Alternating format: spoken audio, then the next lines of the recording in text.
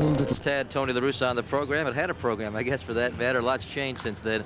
Before you went on the road trip, you said 7 wins, 8 wins, maybe not enough. You only got 4 wins, and now you begin this homestand 12.5 games back. What does that do for the remainder of the year? Do you guys still have a shot to catch the White Sox, or is it done?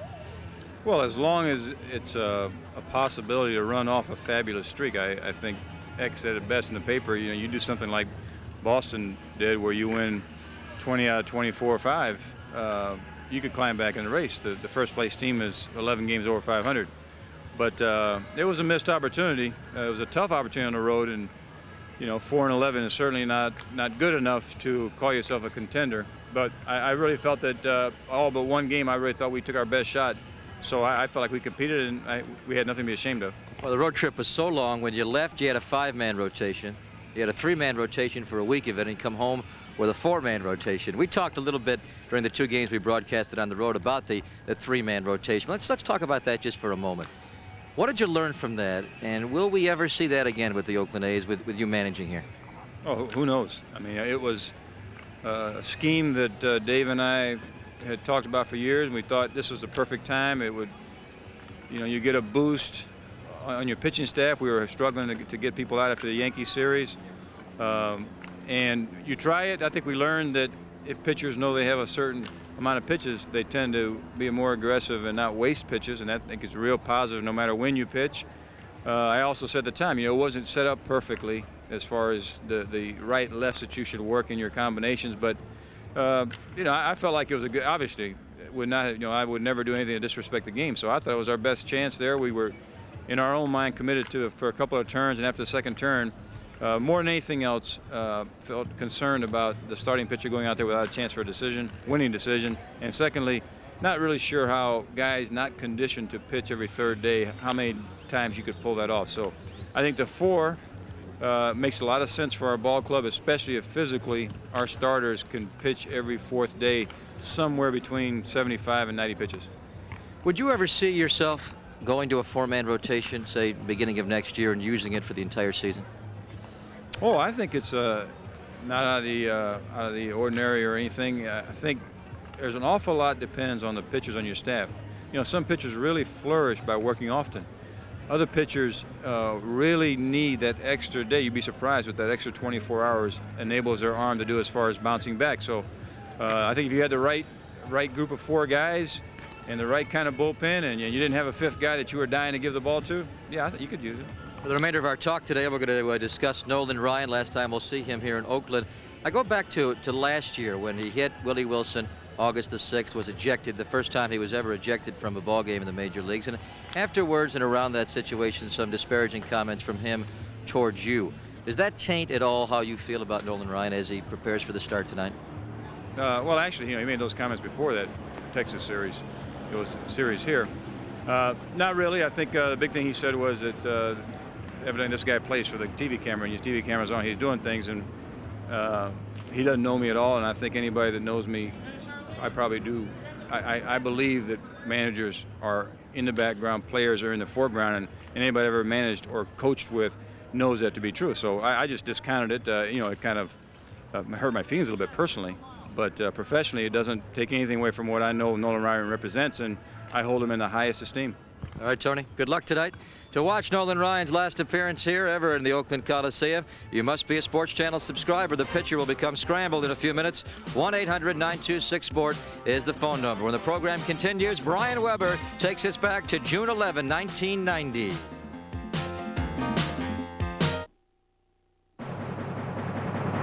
Coming up tonight on Sports Channel, the Oakland A's host the Texas Rangers. Call 1-800-926-SPORT now to order the second half of the A's season on Sports Channel and never miss a play.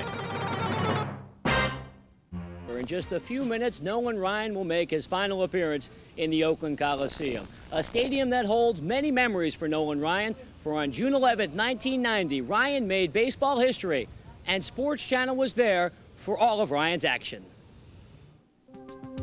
The Coliseum wondered how Ryan would perform in just his second start since a trip to the DL with back spasms. Ryan staked to a lead in the top of the first, a 2-run homer by Julio Franco off of Scott Sanderson, a bigger cushion than Nolan would need. The game's most durable fastballer used a changeup to get leadoff man Willie Randolph and fanned Ron Hasse to give him strikeouts against 3 of the A's first 4 batters. A walk to Walter Weiss erases the perfect game in the third, but Nolan blows past Ricky Henderson to end the inning. 10 batters, 9 outs, 5 Ks. Willie Randolph started the 4th inning and gave a Ryan fastball a ride. Willie Randolph slams that fastball deep to left center, but it is run down by Incaviglia. Ryan's rhythm blew through the 5th, striking out the side as the 43-year-old notched K number 8 and seemed to be getting stronger as the game progressed. The A's still hitless in the 8th. Ryan facing gritty Carney Lansford with 1 away. Here's the 0-2 pitch. Struck him out on 3. Ryan got Walt Weiss to send it to the 9th and loosened up for a chance at baseball history. A strikeout of Ken Phelps for out number 1. The speedy Ricky Henderson went 6-3. And all that stood between Nolan Ryan and no-hitter number 6 was Willie Randolph. 2-0 pitch. Ball is hit in the air, may be playable. Ruben Sierra comes, and Ryan has a no-hitter. Number 6.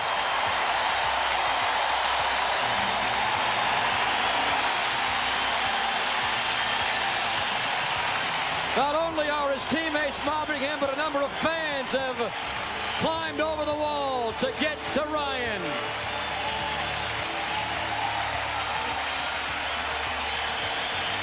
It's probably as meaningful or more meaningful to me than the 5th one because it's come so late in my career, and I think last year getting close a couple of times, I really didn't feel like maybe I was ever going to do it again. I think what's really touching is how excited and supportive your teammates are, and I think that really affects me emotionally. Not so much that that I've gotten wrapped up in it as much as what that means to you to have that kind of support from your teammates. 14 Ks, 2 walks, no hits for Nolan Ryan. A couple of historical footnotes from that night at the Coliseum. Nolan Ryan became the oldest pitcher at age 43 to throw a no-hitter and the first player in Major League Baseball with 3 no-hitters on 3 different teams in 3 different decades. Tonight, Nolan Ryan looking for win number 3 in his injury-shortened 1993. He's opposed by Ron Darling. Now, to see this night of history at the Oakland Coliseum, you've got to be a Sports Channel subscriber. And to do it, it's easy as calling 1-800-926-SPORT for exclusive coverage of the A's and Giants all summer long. Up next, it's Greg Papa. I'm Brian Weber. We're on deck at 12:30. See you then. People are really Bay coming to the Oakland Coliseum. Over 35,000 are inside tonight to welcome the A's off their long road trip, but more importantly, they are here to say so long to Nolan Ryan. Hello again, everybody. Greg Papa alongside Ray Fosse. Welcome to Oakland A's Baseball on Sports Channel. They were brought together historically August 22nd of 1989 when Nolan Ryan struck out Ricky Henderson for his 5,000th strikeout, and they're brought together again tonight as Nolan says so long to the Bay Area. He will do so without Ricky Henderson in the lineup. He pulled himself out saying he has a stiff neck. Now, 30 minutes ago, Ray, we had Sandy Alderson, the A's GM, on during On Deck, and he confirmed the A's are looking to trade Ricky Henderson, the stiff neck, and him out of the lineup. Any correlation, do you think? I don't think so. Coming into the ballpark tonight, Ricky was in the lineup, go out to take batting practice, and talking to Tony La Russa, he's not in the lineup due to an injury. So as much as people want to put in the possibility that Ricky is going to be traded, Ricky's not in the lineup against the Rangers for that reason. I don't see anything into that. I just think that Ricky, for some reason, came up with an injury and he's not playing in tonight's ballgame. And Sandy Alderson did tell us a trade may happen tomorrow, but one will not happen tonight. So for the next 3 hours, let's just watch Nolan Ryan and enjoy the moment, celebrate the greatness of Nolan Ryan. At age 46, Ray, certainly he has lost a little something the last couple of seasons, and now he will make this start tonight. Only his 6th start of the year, only his 3rd since his most recent stint on the DL. What kind of Nolan Ryan will we see tonight? I don't think the A's hitters will be thinking that he has lost something in the last couple of years. He is a true competitor. There's no doubt about it. He's healthy. He's 100% as far as that goes. He's not the type of pitcher who will pace himself. He'll go out, start from the beginning, throwing hard with a good curveball and a great changeup. He'll go as hard as long as he can.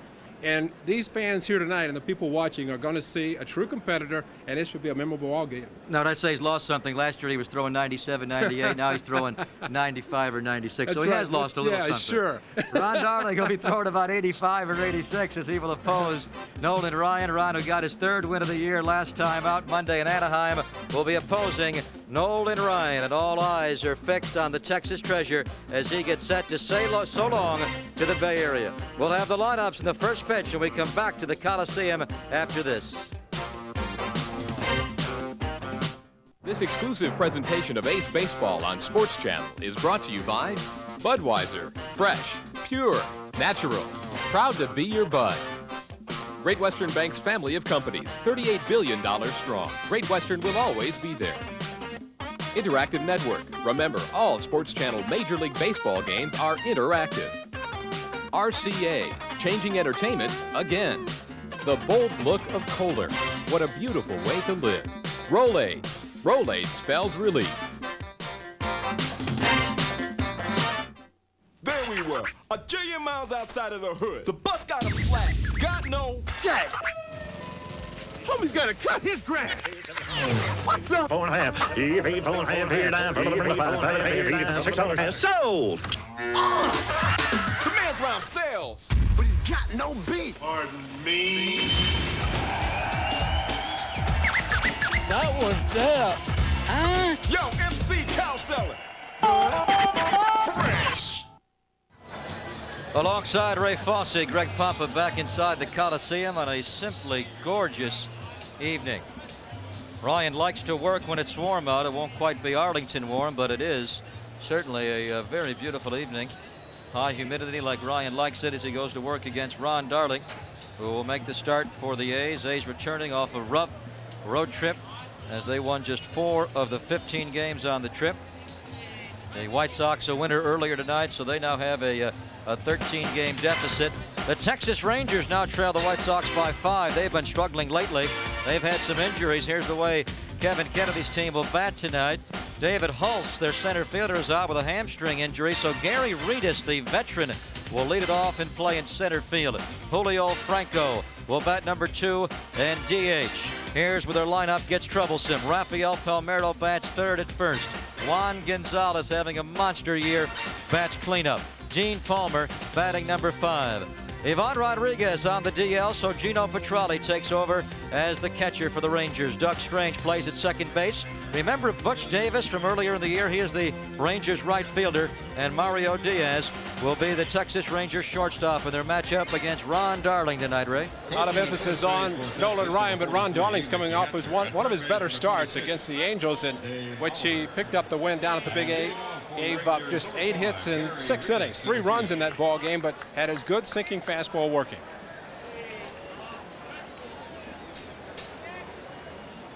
Defensively will be Jerry Brown in left field, Lance Blankenship in center, Ruben Sierra in right. On the infield, Paquette, Bordick, Gates, and Aldretti. From 3rd to 1st, Scott Heeman catching 32-year-old right-hander Ron Darling of the Athletics. Gary Redus will open it after 19 days. Baseball returns to the Coliseum, and Gary Redus welcomes the A's back rather rudely as he doubles in the gap in right center on the first pitch thrown by Ron Darling. Well, the A's had to be happy that David Hulse was not going to be in the lineup. He has a hamstring problem. He was hitting .500 against the Athletics in the leadoff spot, and Gary Redus doesn't wait to see more than one pitch. The ball is not sinking as much as Darling had hoped. Perhaps he thought he was going to be taking a first pitch, but Redus had other ideas. Split the gap perfectly in right center. Gary Redus, the 36-year-old veteran who has predominantly played his career in the National League. He did have a year and a half with the White Sox a few years back, but came up with the Reds, the Phillies, and then out of the Pirates. Franco trying to bunt him over to 3rd. Scott Heeman with the big arm throws him out onto Aldretti. But the Texas Rangers, rather interestingly, have Julio Franco, won a batting title a couple of years ago, dropped down a bunt as they look to break on top tonight. Perfect bunt by Franco. Looked as if he's trying to drag it to 3rd, but Heeman calling off Ron Darling as he is coming out from behind the plate. He had the better angle. and he takes the throw or the ball and makes the strong throw to first. Interesting on that move because Palmeiro to follow, and then Gonzalez, two guys that are hitting the ball very well. 20 home runs between them in the month of July, 10 for each. Yeah, Palmeiro has 23, Ray, and Juan Gonzalez has 30 home runs. They actually, as far as teammates, have hit the most of any duo in baseball. Now, that may surprise people.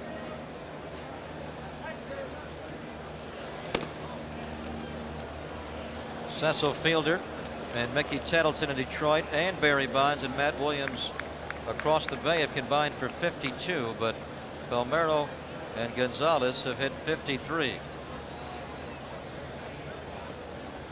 Palmeiro also with a .314 batting average and 70 RBIs. Number 71 is just 90 feet away as he pulls the ball. Aldrete holds, Rita steps on the bag, and Rafael Palmeiro wastes a glorious opportunity for Texas to break on top. There's their rookie manager, Kevin Kennedy. Has to be a great pitch if you get Palmeiro to hit a ball weakly to first base. He's out in front, just reaching for the ball, and rolled the top hand over it. Perfect pitch by Darling. Perfect place to hit the ball to the first baseman. Earlier this year, Kevin Kennedy got a lot of attention in the Arlington newspapers, the Metroplex newspapers in Texas, when he had a workout scheduled on an off day in which he talked about situational hitting, and actually corresponded with the Rangers beginning to play a little better. And right there, Rafael Palmeiro in a situation, runner at third, one out, infield in, is not able to produce that run. There's a case where a hitter on a 2-0 pitch is looking for the fastball, and it just so happens that Ron Darling has a good sinking fastball on the fork ball that he can throw to try to get the ground ball, and he made the perfect pitch. You have to tip your hat to Ron Darling. Juan Gonzalez turns on one, hits it high and deep. If it's fair, it is gone. It is foul, and just foul. Juan Gonzalez, who homered yesterday in Kansas City, has hit 30 this year. Ian Griffey Jr. are co-leaders in the major leagues, and they have been tearing it up since they had their great home run competition during the All-Star break. Well, you won't see a sweeter swing. This is without any effort at all. He just reaches out, and next thing you know, the ball is going over the 330-foot sign. Fortunately, foul. The ball just kept going. He broke his bat. Yeah, he's taking the walk back. Juan Gonzalez not getting the attention of, say, Barry Bonds and Ken Griffey Jr. in the argument for the best player in baseball, but those three players are the only three to rank in the top 10 in their respective leagues in batting average, home runs, and RBIs. Gonzalez is second to Olerud in the American League with a .329 batting average. He and Griffey Jr. have each hit 30 to lead baseball, and he has also driven in 79 runs this season.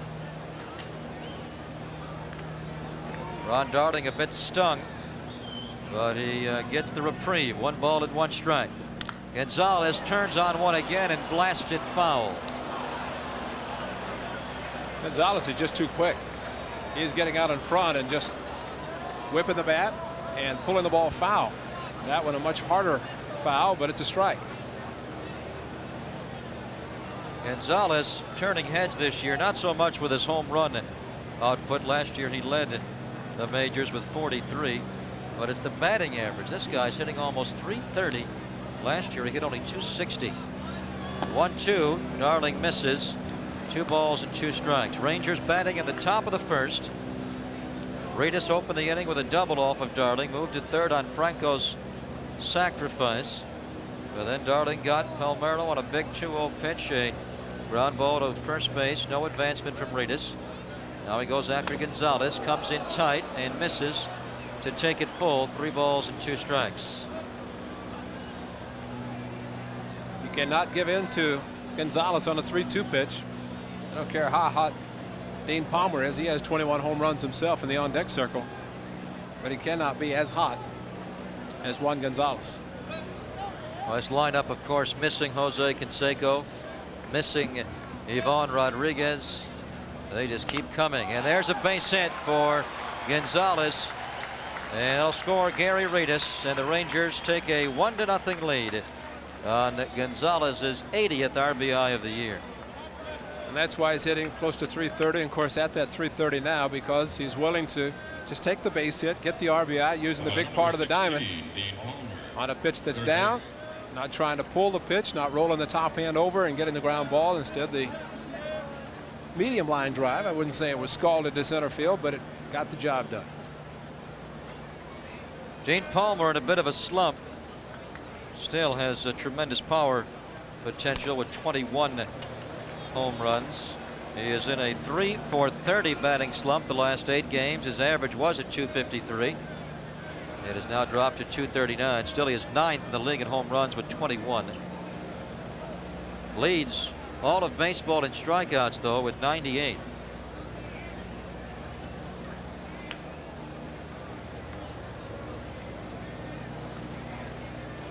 Gonzalez has only stolen 3 bases this season.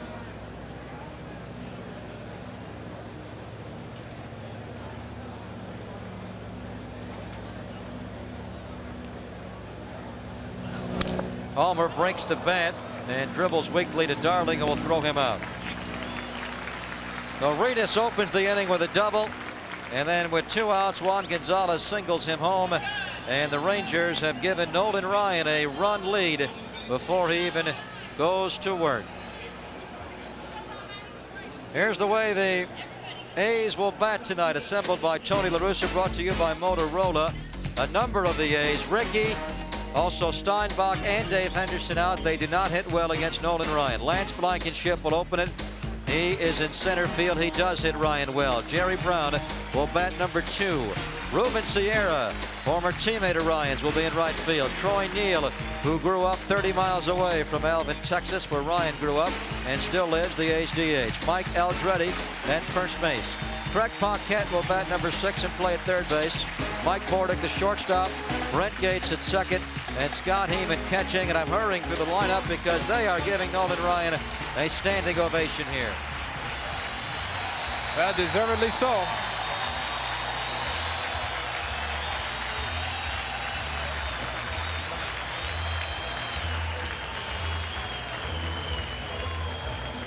Ryan's numbers on the season. His 6th start. It's amazing that the man at 46 is able even to walk out on the mound and condition himself the way he does to be able to pitch as competitively as he does. Because as you mentioned, 97 and 92, 93, guys dream about throwing as hard as he is now at 46. And what's really remarkable is I'm the same age. I could barely make it up to the booth tonight, and he's out here pitching. His defense will see Juan Gonzalez in left, Gary Reedus in center, Butch Davis in right, Dean Palmer at third, Mario Diaz, who is having a great season at shortstop, Doug Strange at second, Rafael Palmeiro is at first, Gino Petralli doing the catching with the injury to Pudge Rodriguez, and Nolan Ryan on the mound. And should be a great night also for Mike Riley, the home plate umpire. And it's always special for the home plate umpire when Nolan Ryan is on the mound. He has 7 no-hitters in his career, and you never know. Now, one thing Ryan said recently, he of course leads all-time with strikeouts, but he also leads all-time in walks.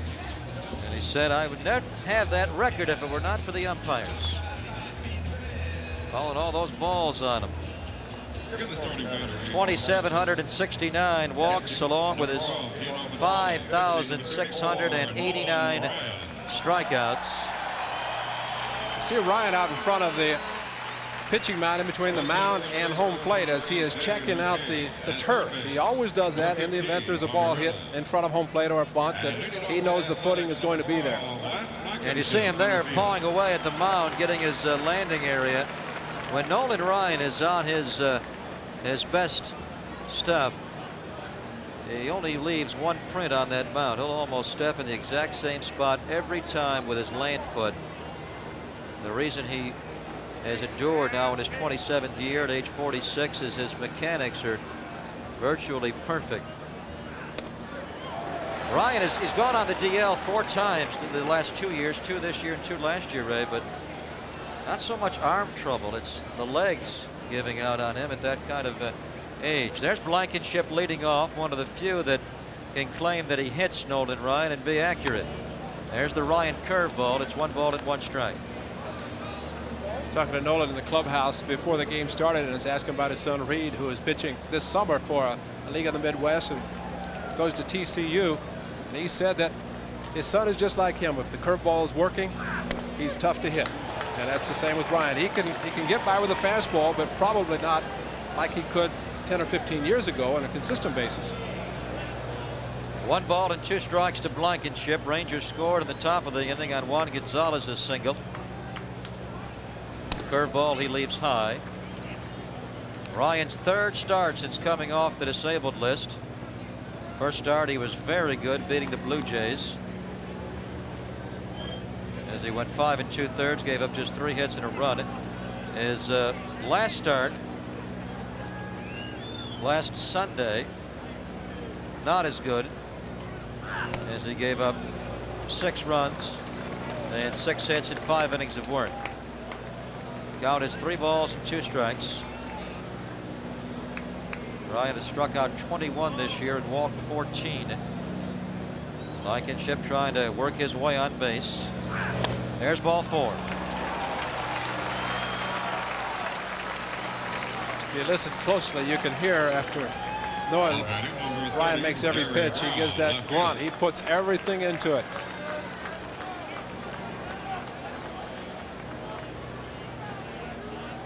The trademark leg lift of Nolan Ryan. He says that's one of the first things he checks off in his pitching mechanics. He didn't like that call, didn't like the delivery. Hands on hip, he's staring in as Jerry Brown steps in. One of the first thing he checks off in his delivery raise to make sure he lifts that leg and hits the shoulder. A great thrust with the lower body. Running is Blankenship. Petralli's throw, and he is safe. Well, this is something the Texas Rangers don't normally see, but they will be seeing quite a bit of it lately, as Ivan Rodriguez today had surgery to repair a broken cheekbone. Can get a pretty good jump as Ryan has that high leg kick. It was a hit and run, foul tip by Jerry Brown. Petralli got rid of the ball quickly and got it down to second quickly. Petralli, the Sacramento native, taking over as the Rangers' everyday catcher now. Nasty pitch there from Nolan to get ahead of Jerry Brown. No balls and 2 strikes.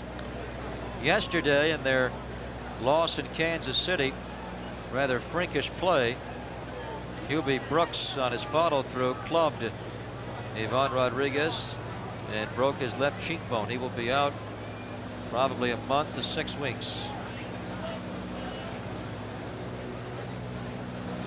Curveball, Brown pulls. That'll move Blankenship to third as Doug Strange throws out Jerry Brown. 1 away. Brown had to be happy to get the curveball because the ball was breaking into him as he was opening up. He's able to get the ground ball to the right side.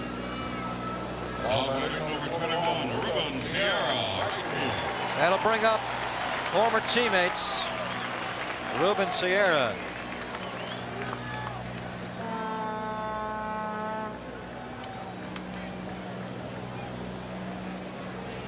Last 3+ years a Ryan teammate in Texas.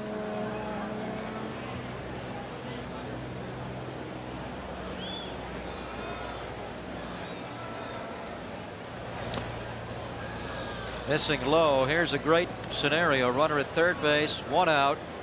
The Rangers have Palmer in at third base and Palmero in at first base, but play the infielders, the middle infielders, deep. Diaz and Strange, and the all-time strikeout king needs a strikeout. And he gets a foul tip there, a ball and a strike on Ruben Sierra. Well, he's having excellent movement on the fastball tonight, especially going away to the left-handers. And 3-2 pitch to Blankenship went down and in, did not get the strike call. But it's not just the straight fastball. He has the movement and the excellent changeup to go along with the curveball.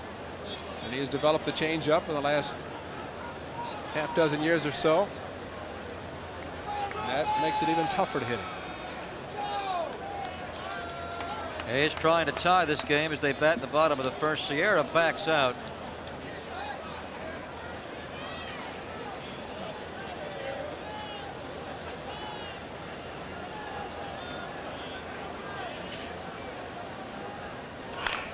Curveball, Sierra pulls. 1 ball and 2 strikes.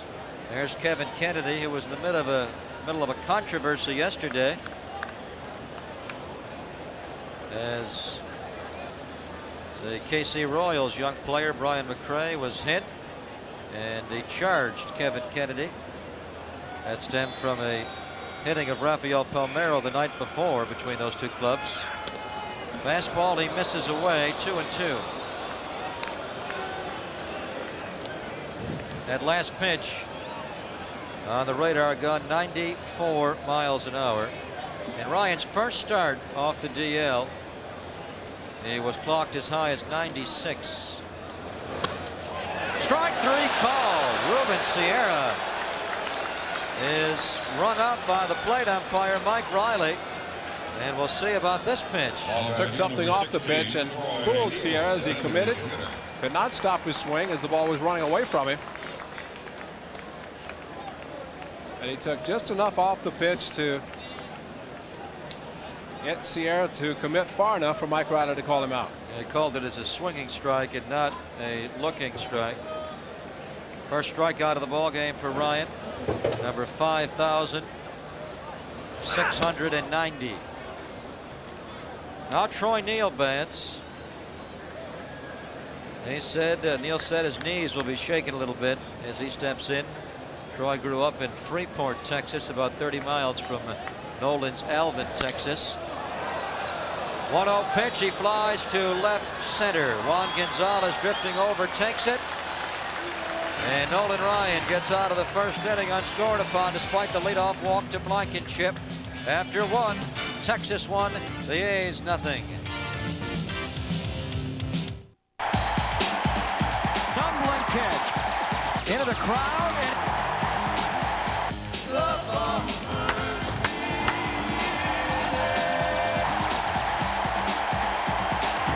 he makes the play. In San Francisco. Double play. Giants. So now he's not mad.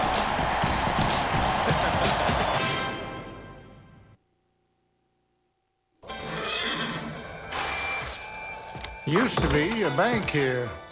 One day it was in business, next day it was gone.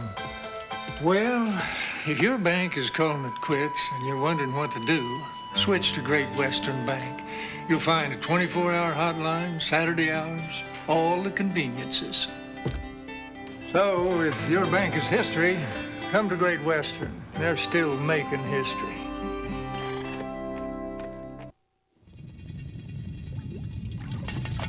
There are 2 ways to put a movie theater in your home. You could build one.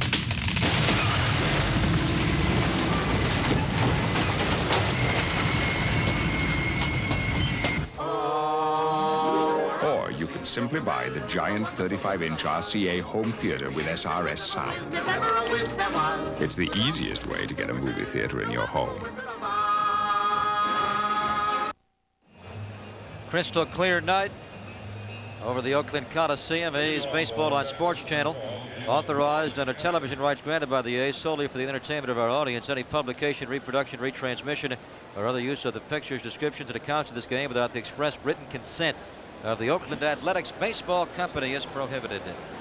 Gino Petralli will open the Rangers' second. Darling throws him a curveball.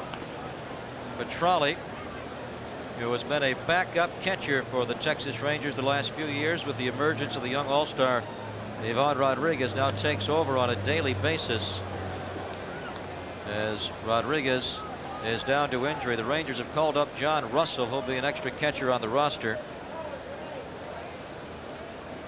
2-0 pitch.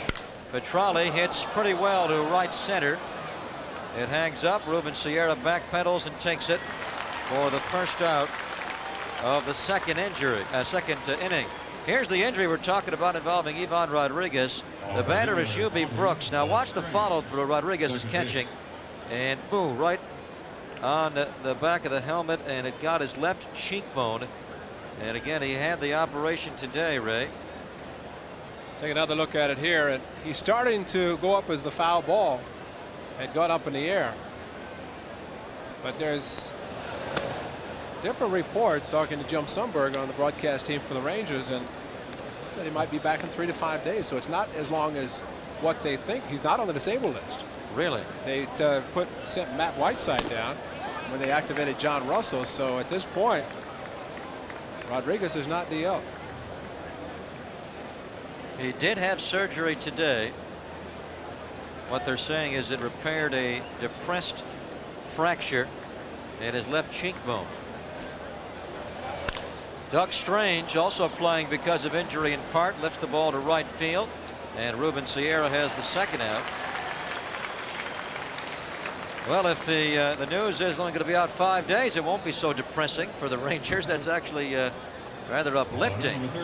That would be incredible. They're going to need Ivan Rodriguez, obviously. Rangers had a good stretch, but they have begun to slide back. They lost 3 out of 5 in Kansas City and have now fallen 5 games behind the White Sox, who won their ball game tonight earlier. Butch Davis, who had a huge game here, a career game against the A's when the Rangers were here last. That was back in mid-May. 1-0 pitch from Darling.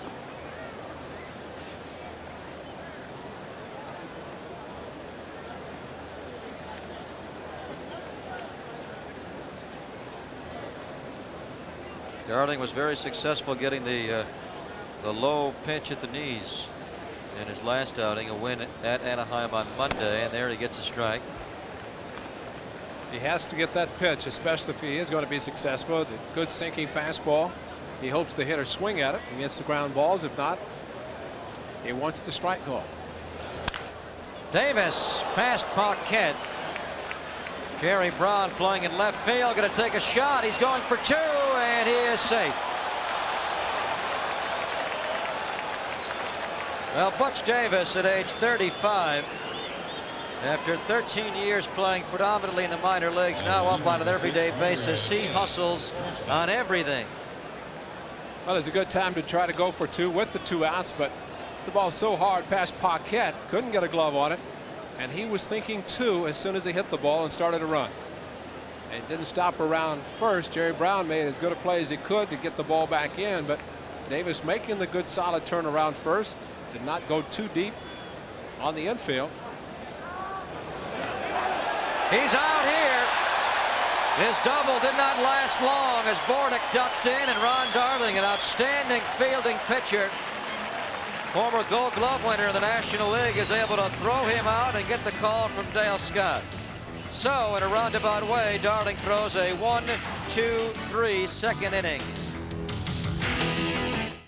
When you work one job, grab a quick lunch, a quicker dinner, and move on to job number 2. How you gonna spell relief? That's a big relief you can feel, because Rolaids absorbs 47 times its weight in excess stomach acid to stop heartburn fast. So for millions, there's only one way to spell 100% relief. Rolaids spells 100% relief.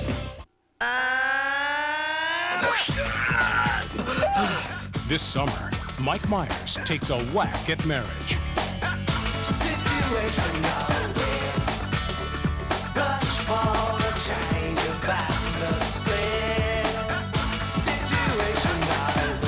Excuse me, miss. There seems to be a mistake. I believe I ordered the large cappuccino. So I Married an Axe Murderer, rated PG-13, now playing at a theater near you. What would you do with a Motorola pager? Never miss a meeting. Mom's not home.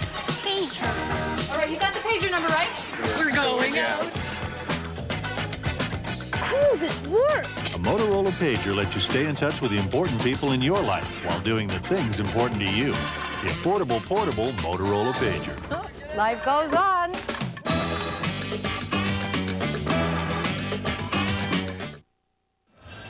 Bottom of the second with the Rangers leading the Athletics 1-0. Sunday, the A's host the Rangers in the last Coliseum appearance of the season. First 20,000 fans on hand to bid them adios. We'll get a great-looking green and gold A's home cap compliments of Nabisco Food and Rayleigh's. Game time is 5:05. For tickets, call 510-762-BASS. Mike Aldrete will open the A's second. They trail 1-0. Nolan Ryan to Aldretti, throws him a curveball for a strike. You all know that Ricky Henderson was Nolan Ryan's 5,000th strikeout victim, but Mike Aldretti also a milestone K for Nolan. He was number 4,500. When Nolan was pitching over the National League with the Astros, he got Aldretti as a giant. He gets ahead, no balls and 2 strikes. Ryan struck out 1 of the first, getting Ruben Sierra. He walked 1. Retired the other 2 batters on a ground ball and a fly ball. 1 ball and 2 strikes to Aldretti.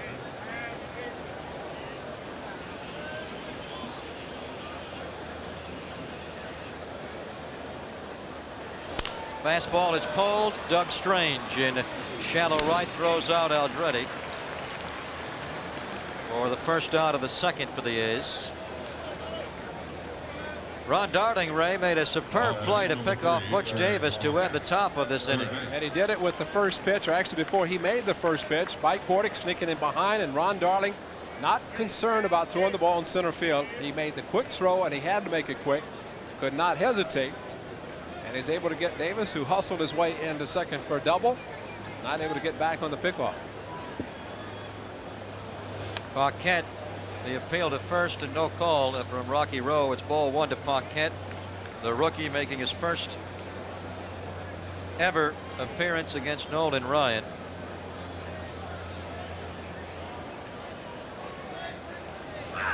Fastball, he fouls back. Brent Gates is in the batting order tonight. You may be wondering where he is. He's not batting second. Of course, Ricky Henderson's not batting leadoff either. Gates is down to number 8. He'll be on deck. Then it's Scott Heeman. No Ricky, no Steinbach, and no Dave Henderson. All 3 have very poor career numbers against Nolan. Fastball, he misses away.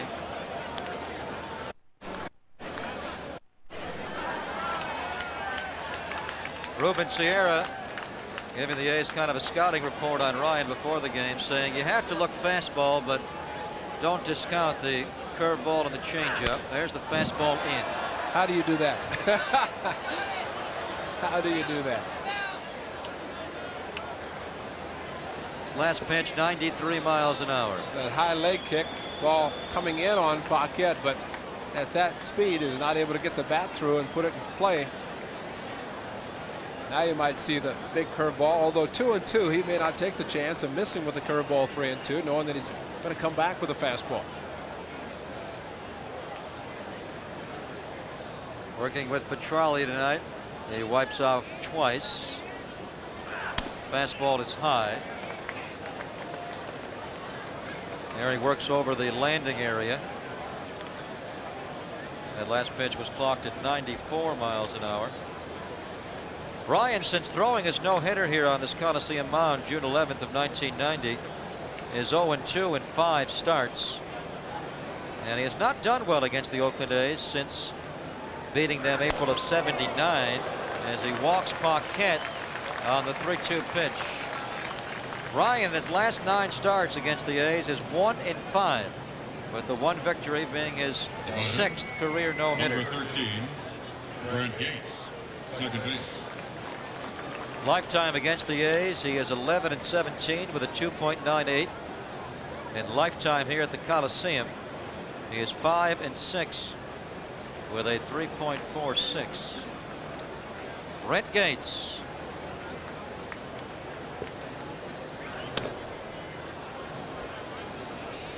Ryan throws ball 1.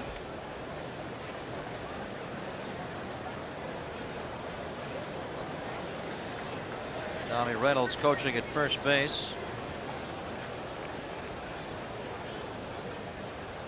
Merrill holding on to Paquette. One thing about Ryan, Ray, maybe not so much with Paquette on base, but when others do get on, very stealable with that leg lift, that thrust with the front leg. He gives the runners time to get down to second base. Petrali has a strong arm, but because Rodriguez is even stronger with his arm, Nolan could probably get away with it more with Rodriguez than he can with another catcher catching. And when Rodriguez first joined the ball club, I know talking to Jim Sundberg, who great catcher for the Rangers, said that the pitcher started to get to the point where they didn't concentrate so much on the runners at first because Rodriguez could make up for the difference. And that took a lot of pressure off the pitching staff, knowing that just get the ball as quickly as you can, but don't take anything off the pitch that you're throwing. Now Ryan throws to first base. Ryan going to the stretch with the base runner on base. He takes pride in the fact that when they chart the speed of his pitches, it's impossible to tell if he's pitching from the windup or the stretch, that the velocity remains the same. A little wild there. Ryan has already walked 2 in the ball game, and he falls behind Gates, 3 balls and 1 strike. And you notice Gino Petralli started to the mound, and Nolan turned around and said, "I'm okay," and Gino didn't make it halfway. And okay, I'll go back behind the mound, or behind the plate. Here goes Paquette, and Gates fouls it off.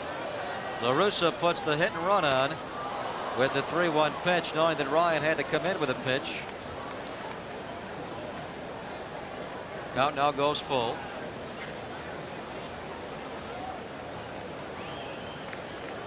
Like these veteran pitchers have been out there for 20 years. Young catcher goes out, talk to him. Pitcher says, what do you got to tell me? What do you think you're going to tell me now? He's not quite the Bob Gibson right. of the late 60s, but Ryan doesn't have a lot to say. That's a strike 3, and the throw goes in. It glances off of Diaz, but does not skip away. It's a stolen base for Paquette, but Ryan gets the strikeout on Brent Gates on a 3-2 pitch. A's have their second stolen base in the ballgame off of Ryan and Petralli. Ryan didn't get the call on Blankenship, but I think he made up for it on this pitch as it was sinking away from Gates on the outside corner. As Riley got the call, but Petralli not able to get the throw to second. If he makes a good throw, he gets Paquette. Ball just bounced. Now, that might have been a bit of a Nolan Ryan call. Ryan throws a curveball for ball 1 to Mike Bordick, who comes in batting 268.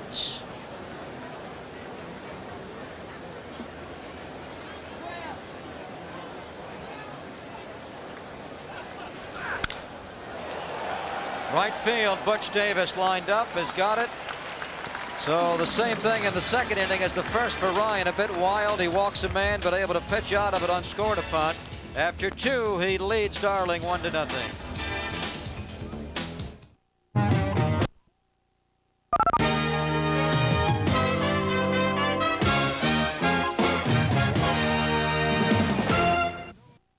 Warning, high voltage. Turn on the electricity from coast to coast.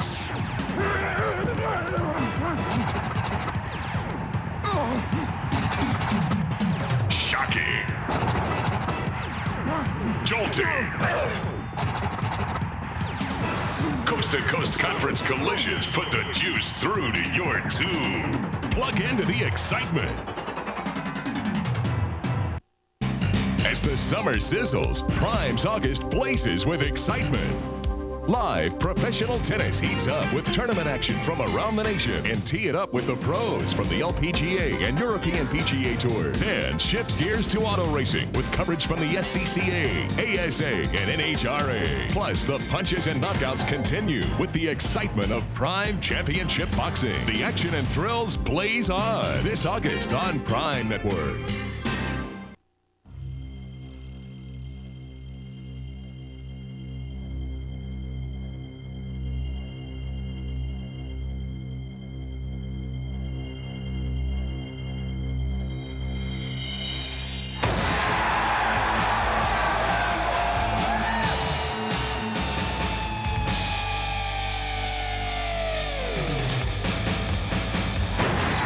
News Sport. Call your local cable operator today.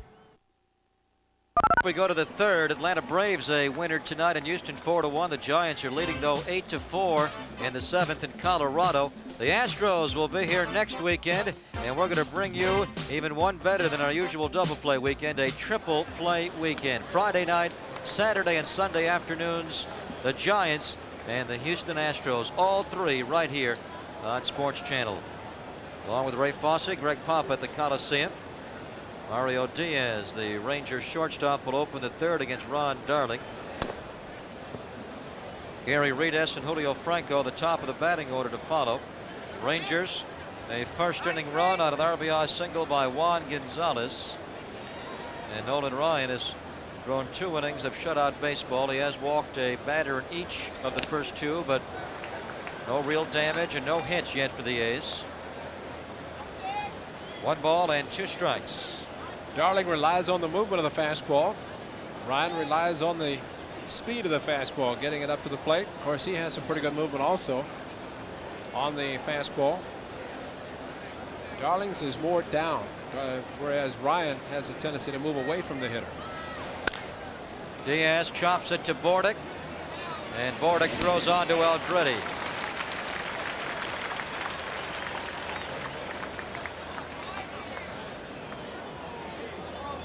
Mike Bordick having a very solid year at shortstop. We talked about this recently on our trip to Anaheim, how he has made all of the routine plays, and occasionally he will make a brilliant play. And there really are not very many shortstops that are outplaying him this year. He will not win the Gold Glove Award this year. It's a breakthrough. You have to play with a bit of offense as well as defense to get that usually, and shouldn't usually be a star. And the thing is, the managers picked that award, which is really shocking to me. I mean, if it was the media, you could see where they'd get into looking at the batting averages, but why do the managers do that? It's really hard to figure, but that's normally how it goes. Probably one position where that doesn't apply, and that's catching.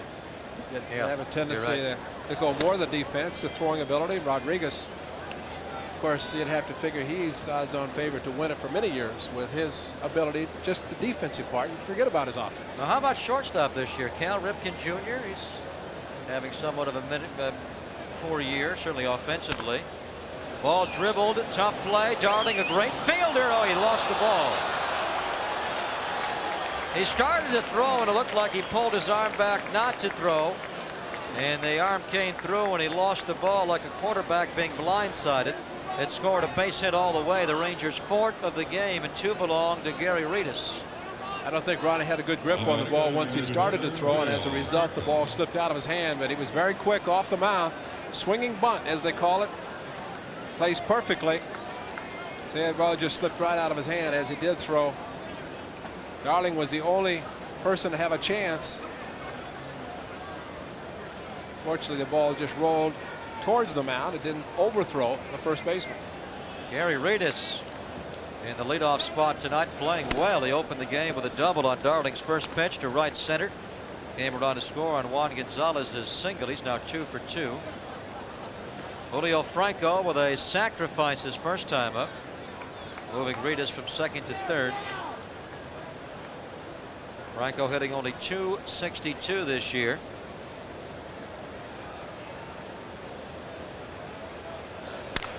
Ball, he wraps to second. Gates has 1. Bordick has 2 with help from Aldretti. Nicely done by Gates and Bordick, a 4-6-3. Maybe Omar Vizquel will win it this year, but Bordick certainly will be included in the Gold Glove talk of 1993. 1-0. We go to the bottom of the third.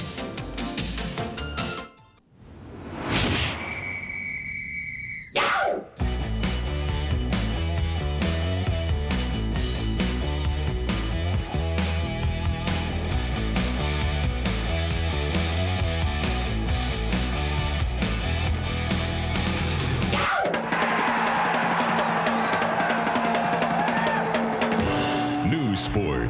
Call your local cable operator today. We thought we'd been everywhere, seen everything. We were wrong. We're back to the bone. We're back to the bone. These guys were weird, and we liked it. Later, they took us to the Tower of Bud. Brother, tomorrow we ride again. In the summer of 1994, the most popular football players in the world will finally come to America. The 1994 World Cup. Brought to you in part by MasterCard.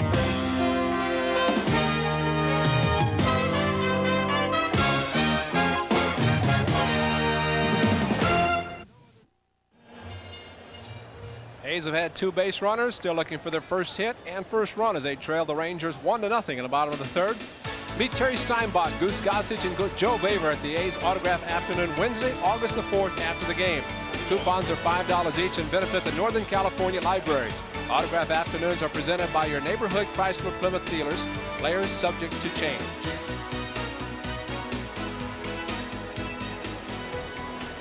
Right after the Rangers leave town, the Mariners come in. We see the 2 young hitting stars in the American League consecutively, Juan Gonzalez and then Ken Griffey Jr. A Gonzalez RBI single in the 1st. Our only run, 1-0 as Nolan goes to work with a nice curveball to Scott Heeman. First time Nolan Ryan ever facing Scott Heeman, a big moment for Nolan in their regular season matchups. 0-1 pitch. Although they did face each other this spring, Ray, when Heeman was a member of the White Sox in the Grapefruit League against Nolan, and had a couple of hits off of him. Scott said before the game, a couple of rips off the wall. He said, don't be impressed though, it was only spring training. He's only throwing about 82 miles an hour, so no big deal. Well, he's throwing about 92 tonight, and he's got a base hit. Scott Heeman breaks up the Ryan bid for a no-hitter with a leadoff single here in the 3rd. Well, he didn't try to pull the outside pitch, went with it. Let Ryan provide the power on the pitch. Scott just served a nice little base hit. It's the only thing he could do with that one anyway. Placed it perfectly. Davis almost had this ball get past him in right field. That'll bring on Lance Blankenship, who was 5 for 7 career against Nolan Ryan. He has never struck out against Ryan. Speaking of those strikeouts, Bobby Valentine, former manager of the Rangers, has a restaurant in Arlington called Bobby V's. And if you go in there, he's got a wall that has every baseball card of every strikeout of Nolan Ryan. Really? So you have to look for Brent Gates cards to add to that collection tonight, because Gates a strikeout victim tonight. But that's quite a sight to see a whole wall filled with baseball cards. Running is Heeman into a double play, hits Blankenship. Heeman just now gets the news Diaz going to play with him a little bit before he throws on to Palmeiro for a double play. A's have the hit and run on. Blankenship lining out to Mario Diaz, and they double up Heeman. The batter, left fielder, Jerry Brown.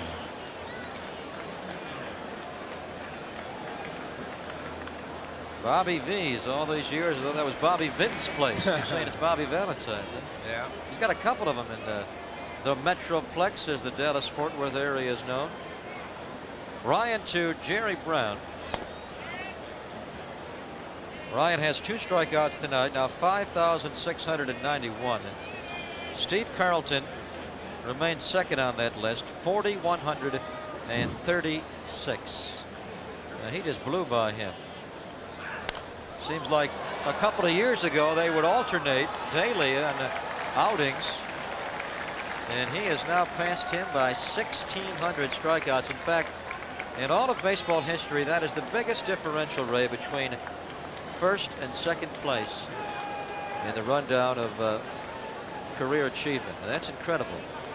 And it could be one of those records that will never be broken just because of longevity. How many years it takes to get that many strikeouts. I mean, it's his 27th year for Ryan, and the number of injuries that he's had, he could have the 6,000 mark probably, had he not had the number of injuries that he's had. 2-1 pitch, strike 2 called.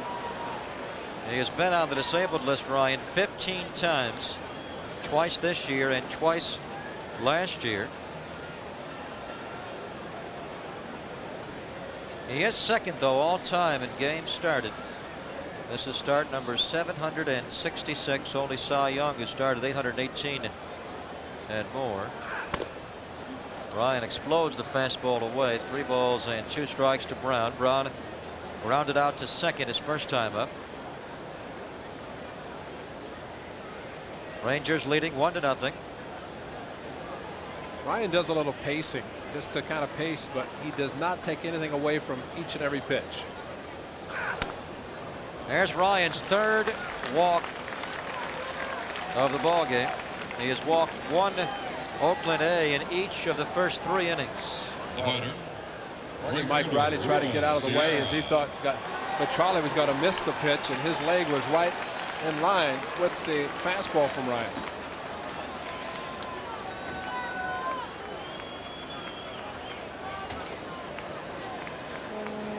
That'll give Ruben Sierra a shot here with 2 outs.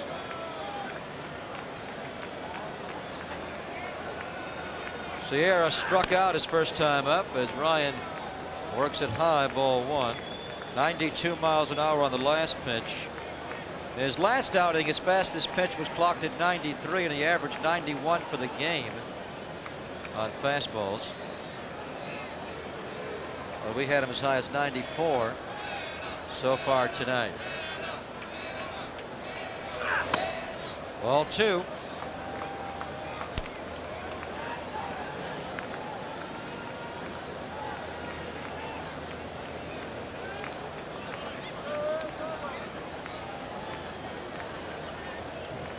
Thing about Ryan pitching as many years as he has stayed in tremendous shape. Of course, that's the reason he's been able to stick around as long as he has. Some players, when they get older, have a tendency to add a few extra pounds, but just the opposite with Ryan. Now he's remained right around the 212-pound mark throughout his career. He falls behind Ruben Sierra, 3 balls and no strikes.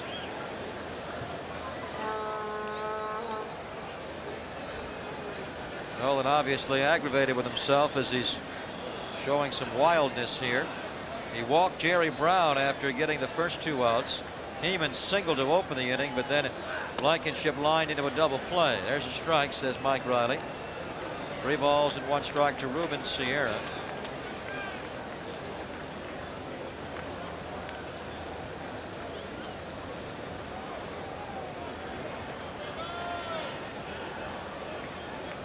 Running on the pitch, and the ball is grounded to Doug Strange, and he gets out of the inning. So Ryan has had the same thing happen the first 3 innings. He walks a man but gets out of it unscored upon.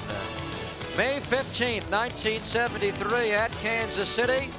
Nolan Ryan's first no-hitter as he gets Amos Otis on the fly ball to wrap up the first of 7.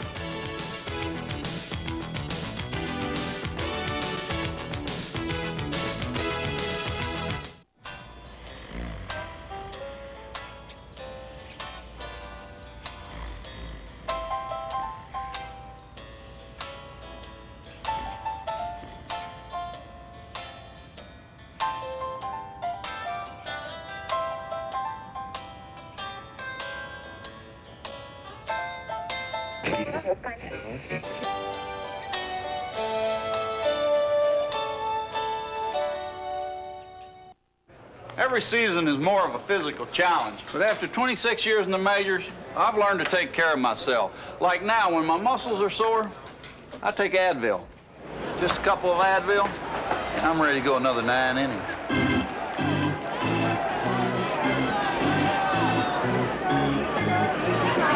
To last as long as I have, you got to stick with what works. Advil, advanced medicine for pain.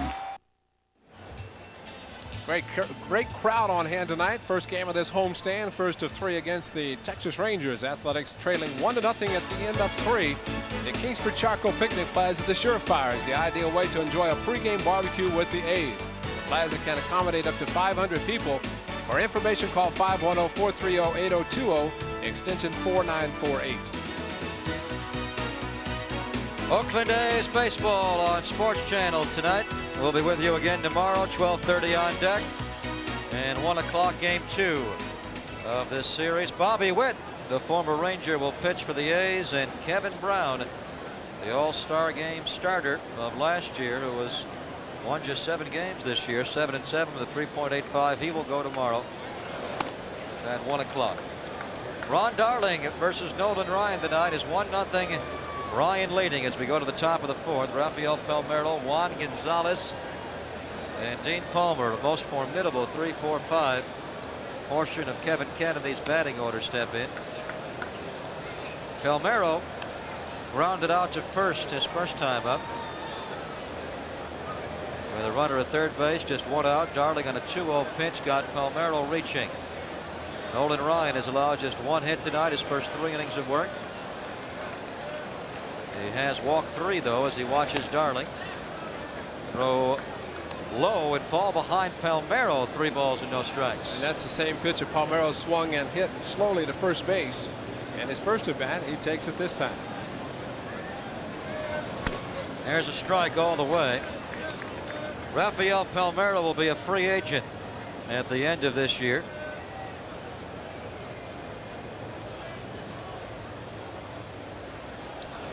Pulls it sharply right to Brent Gates. Aldretti's on the bag, and Gates throws out Palmeiro, who was 0 for 2. You know, Palmeiro last year, 22 home runs on the season. He has 23 already this year. Of course, he has felt that he could hit the long ball, and he is on pace 30+ for this season, and not a bad way, not a bad top of season to have before you go in as a free agent. They go back to '88 when he hit .307 with the Cubs and finished second in the National League batting race, and they whispered in Chicago, yeah, but he doesn't have any power. Say that about Mark Grace too, don't they? Yes. Well, they don't say that about Juan Gonzalez as he misses the Darling pitch there. They're saying nothing but great things about Gonzalez, who with his first inning single, good for an RBI, picked up his 9th hit this year against the A's and pushed his batting average to .331.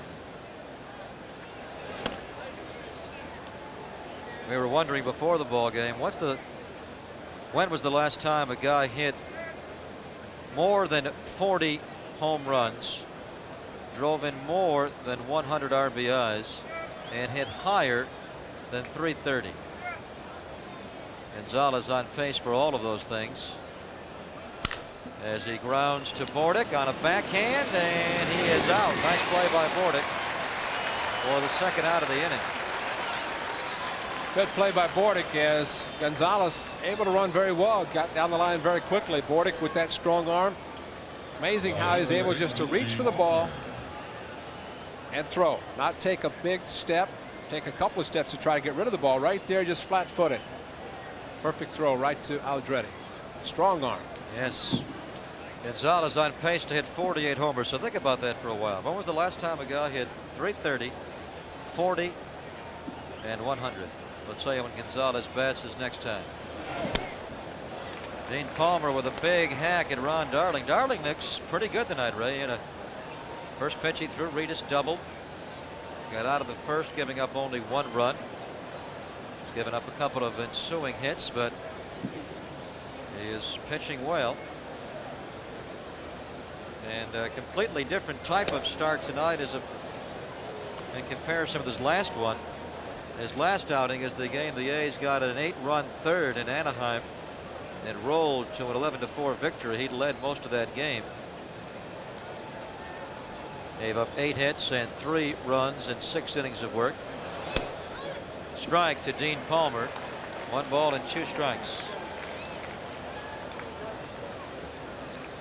Palmer grounded back to Darling his last time up. Continuing to slump. Now 3 for his last 31 is Dean Palmer.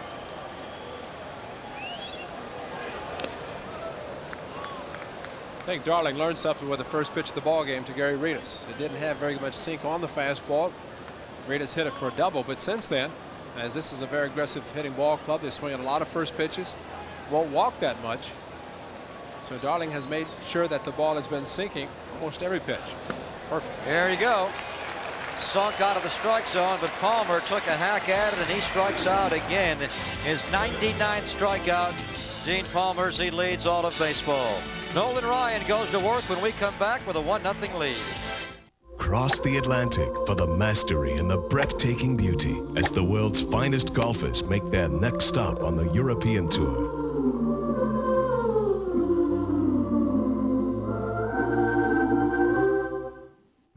The time has come for the cordless power roller from Wagner.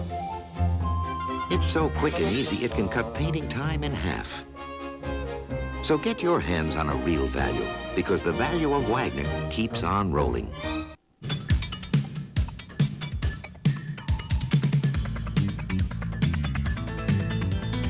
Brian Weber with the new sport update. The NFL tackles the Iberian Peninsula. The 49ers and Steelers continuing their rigorous workouts for Sunday's exhibition in Barcelona. A lighter approach than the stateside NFL teams toiling in summer heat. Now, ticket sales have been slow, so as they say in Catalan, plenty of good seats still available. Sports news 24 hours a day. New sport coming October 1st.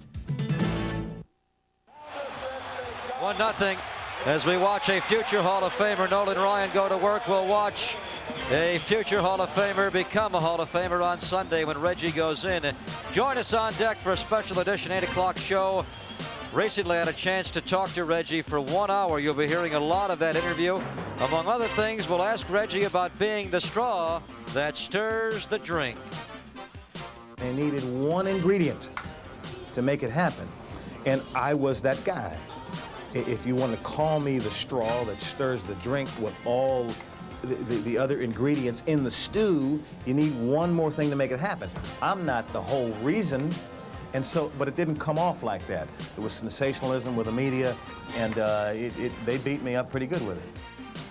Well, the genesis of that line, Reggie, before he joined the New York Yankees in 1977 after signing as a free agent that winter with George Steinbrenner, he was being interviewed by a writer for Sport magazine, and Reggie used that line, and it blew up on him as the Yankees in the clubhouse turned on him, and Thurman Munson made it difficult for Reggie that year. Thurman was the leader of the Yankee clubhouse before that year, and it took Reggie a long time to win the affection of Thurman Munson over, but they did become friends before Thurman passed away in 1979. And Ray, coming up this weekend when Reggie goes to Cooperstown, as he promised Thurman's widow Diane many years ago, when he goes, he's going to bring Thurman's son to Cooperstown, and he'll be there for Reggie's induction. And our own Frank Sinchek yes. took off this morning at 6:30 after arriving with the ball club about 1 this morning. He'll be back at Cooperstown. Reggie sent him an invitation, and very happy for Frank that he is going to be back in Cooperstown. Kind of Frank's farewell tour as well. Yes. This is his final year, and he's back there. And Frank will go to spring training with the A's next spring, but then it's on to Hawaii in retirement. Troy Neal fouls the 2-0 pitch. Count is 2 balls and 1 strike. It'll be Neal, Aldretti, and Pa Kent as we take a look at the rest of the American League. White Sox win again. They've won 4 in a row as they win 6-4. Yankees win again. Chartable and Stanley homers. What's gotten into Stanley? Boston wins in Baltimore 8-7. Count is now 2-2 on Neal. The Red Sox have won 13 of 15. That matchup in Toronto, Mike Moore versus Dave Stewart. Tigers win. KC, George Brett homers, number 11. And Minnesota, California early. Jim DeShays versus Hilly Hathaway in Anaheim. Nolan Ryan strikes out Troy Neal. That is Ryan's 3rd strikeout of the ball game. All right, Troy, you have your baseball card up at Bobby V's also. Watch the sink on this ball. Wow. Yes. That pitch was clocked, Ray, at 95 miles an hour, and had that kind of movement downward. Who's going to hit that ball? Not Troy Neal that time. There's Mike Aldretti. Well, Reggie will go in Sunday as a Yankee. That got people stirred up here in the Bay Area, not going in as a Athletic.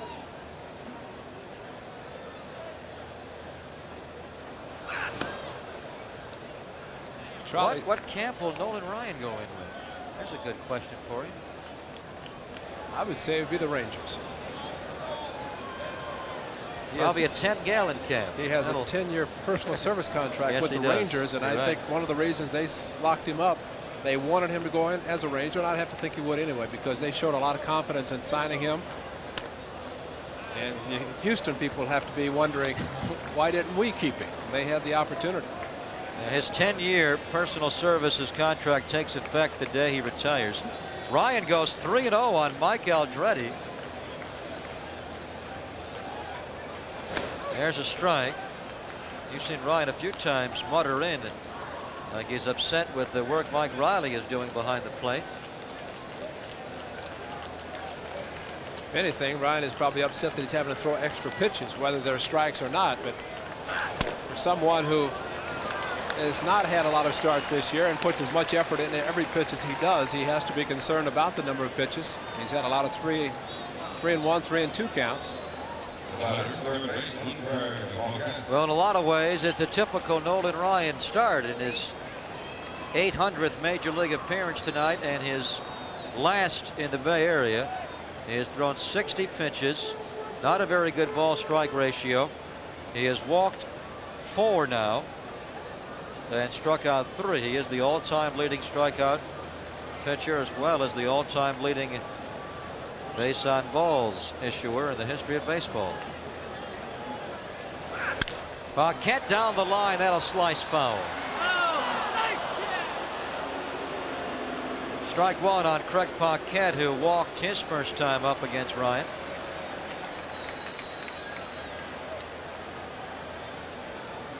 Of all the teams he has played for, outside of his early years with the New York Mets, he spent 3 years in their minor league chain, then up 4 full years with the Mets. The Texas Rangers are the club he has played the fewest amount of years. 0-1 pitch is pulled for a base hit. Wonder if Craig will ask for the ball. That was a good solid swing. As the first pitch fouled down the right field line, the pitch was outside. This had more in the middle of the plate. And Paquette with a swing, quick bat, able to turn on it.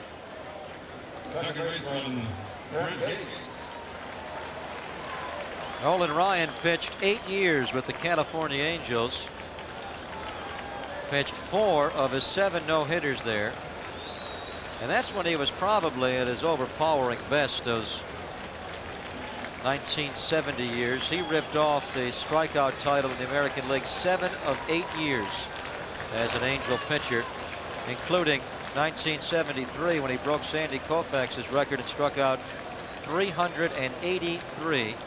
Koufax had 382 strikeouts in 65. Wow, 383 in 1 year. Man.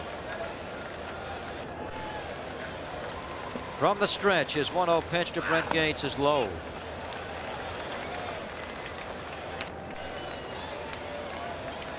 Ryan probably is wanting that sinking fastball to go away from Gates, try to get him to pull the ball and get a ground ball, possible double play.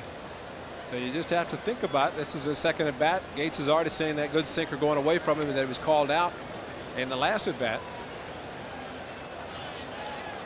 Runner at second base, Mike Aldrete. Runner at first base, Paquette. Gates to Palmeiro for 1, and that's it. They get Paquette on the force out. Aldrete advances to third base. And there's now 2 outs. Mike Bordick will get a shot as Gates reaches on the fielder's choice.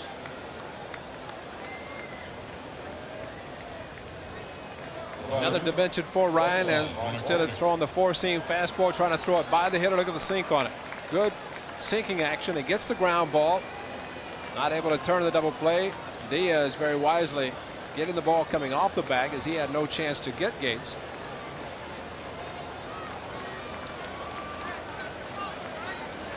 Mario Diaz getting a chance to play every day at shortstop. Although Manuel Lee is on the roster, he was activated. Jeff Houston healthy, but they sent him back down on a rehab to get his batting stroke together. So Mario Diaz, who has been a journeyman, much like Butch Davis, a lot of time in the minor leagues, very few in the big leagues, but he has a chance to be the Rangers' everyday shortstop. Ryan's 1-0 to Bordick. He fouls off his foot. 1 ball, 1 strike. After Ryan left the Angels, Ray, he went to Houston and pitched 9 years there. But I think with going in with the T on his cap, that signifies the whole state of Texas, and the people in Houston won't be too angry. But California, if he goes in with a T and not an Angel emblem, That may get them upset. Ryan's number is retired in the Angels history, number 30. He was with the Angels. Where's number 34 with the Rangers? Running is Gates. Petralli no throw, and the A's have their third stolen base of the ball game.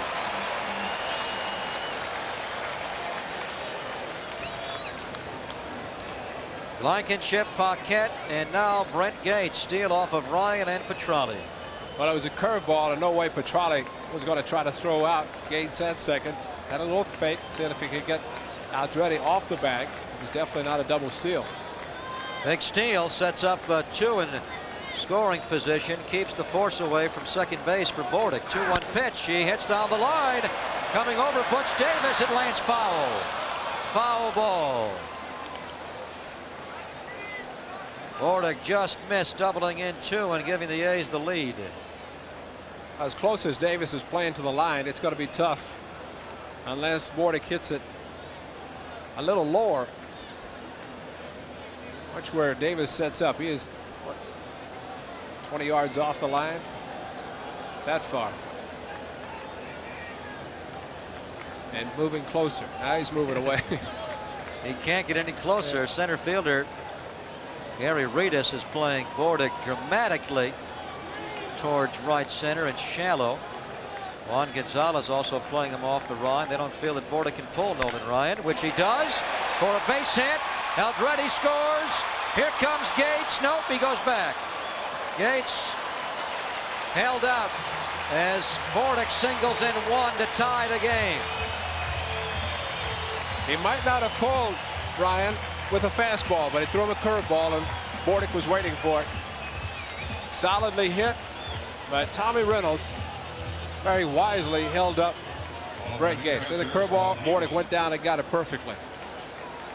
And Gonzalez, another dimension to his ability to play the game. A one hopper to Petralli. Gates would have been out by plenty.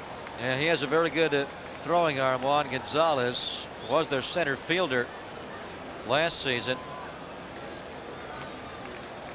So the A's tie it on the Mike Bordick single. Bordick's 30th RBI of the year.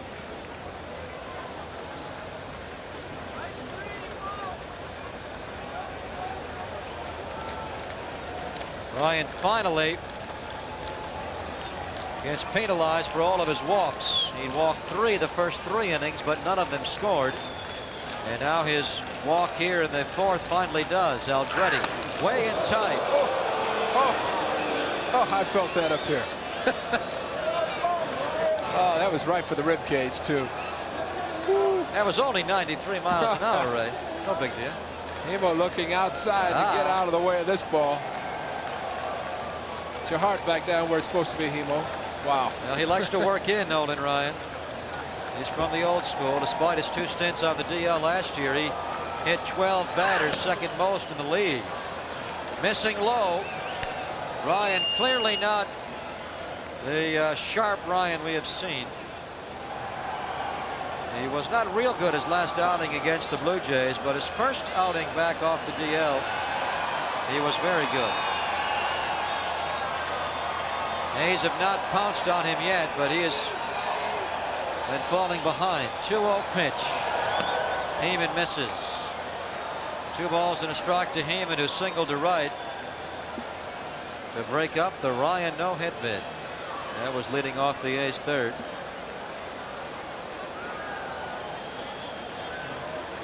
Brent Gates at 3rd base. Mike Bordick at 1st base.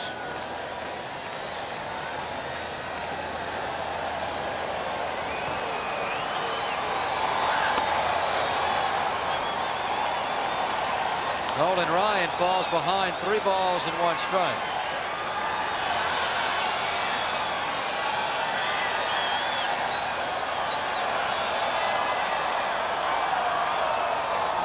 Lance Blankenship is on deck if Scott Heeman gets on base.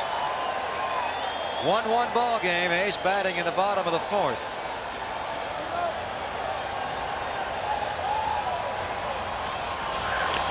Heeman fouls it off.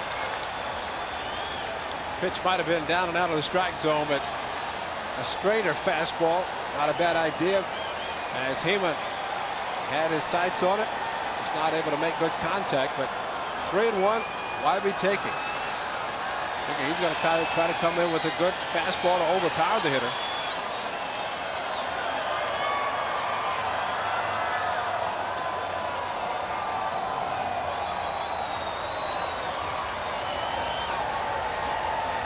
Three-two, Bordick moves. Heeman hits it to right. Butch Davis playing shallow and towards the line, runs it down.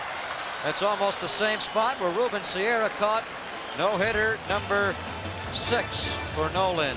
Here's no-hitter number 5, September 26, 1981, Houston Astrodome. This is the one that will break the record of Sandy Koufax, who had 4 no-hitters. Who's that batter? Looks a lot like the current manager of the San Francisco Giants. Dusty is the final out of Ryan's 5th no-hitter. 1-1 ball game. We go to the 5th inning. When you work one job, grab a quick lunch, a quicker dinner, and move on to job number 2, how you gonna spell relief? That's a big relief you can feel because Rolaids absorbs 47 times its weight in excess stomach acid to stop heartburn fast. So for millions, there's only one way to spell 100% relief. Rolaids spells 100% relief.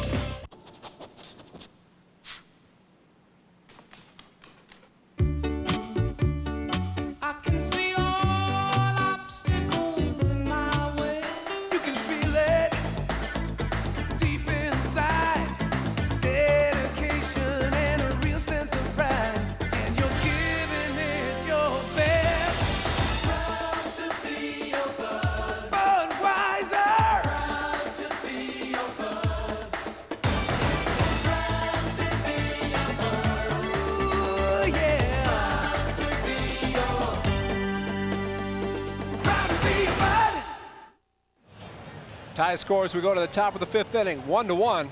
Friday, August 13th, when the A's play the Twins at 7:35. The first 20,000 fans get the 4th Oakland A's Tools of the Trade Collector pin. Compliments of Unical 76. This one is Terry Steinbach's favorite since it's a replica of the gear worn by catchers. For tickets, call 510-762-BASS. Here's a catcher, Gino Petralli, fouling the first pitch off from Ron Darling. 1-1 ball game.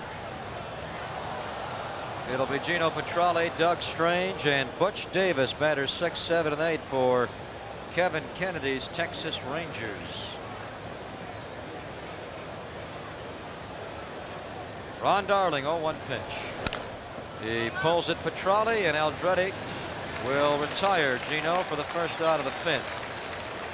Well, there's Ricky Henderson, who was in the starting lineup a couple hours before game time. Then an hour or so, he pulled himself out of the lineup with a sore neck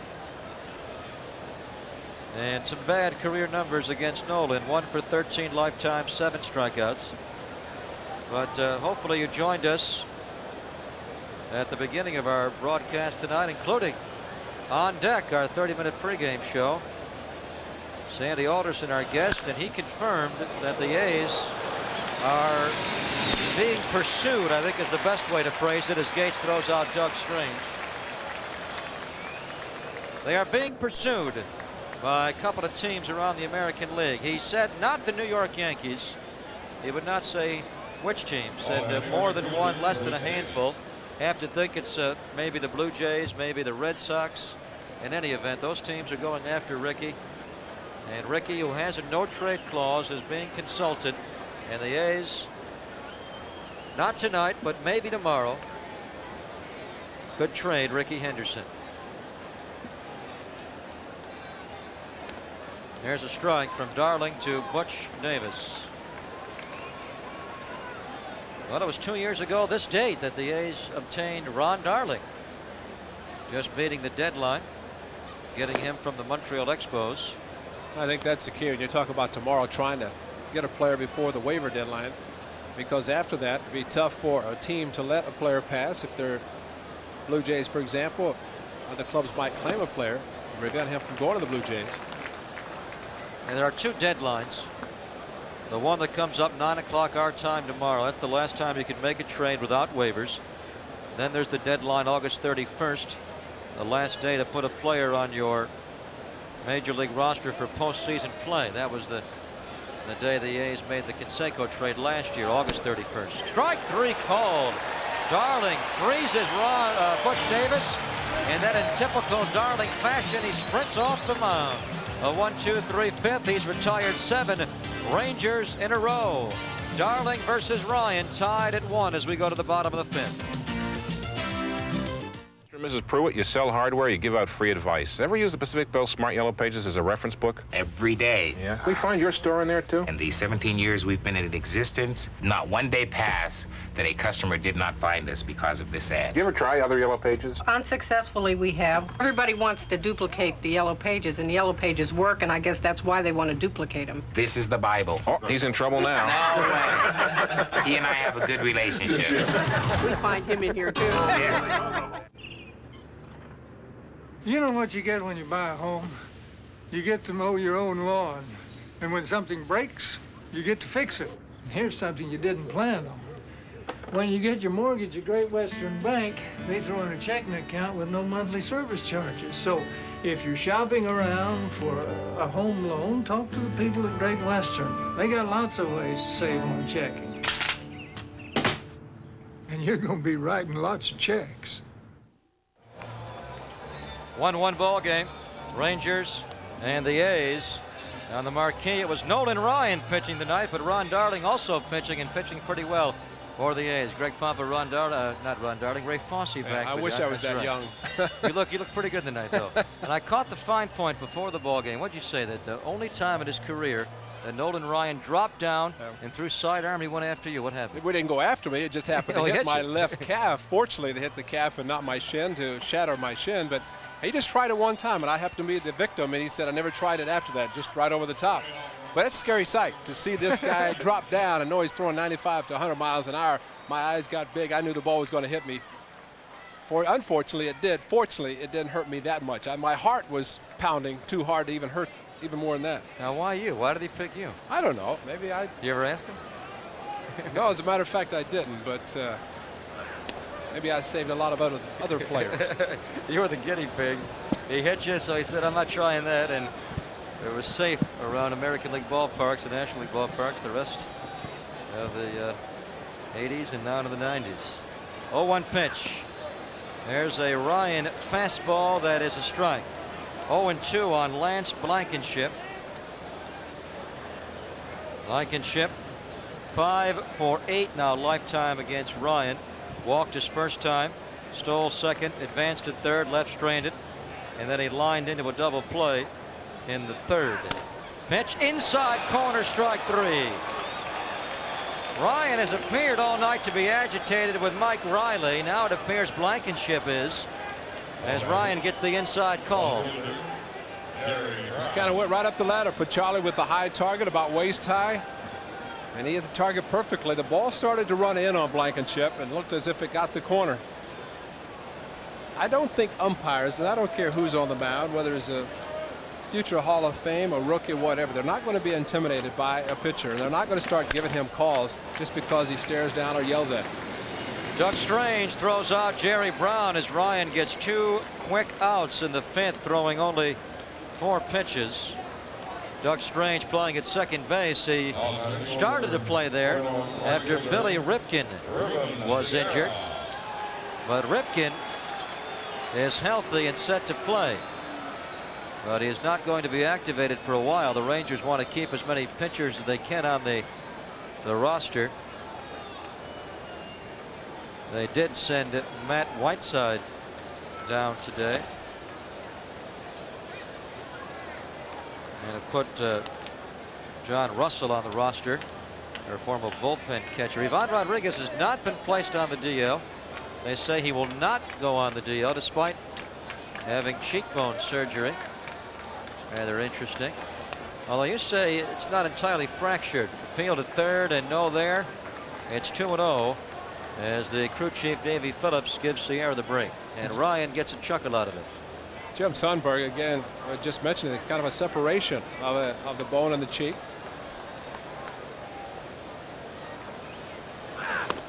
Ryan pops it but misses.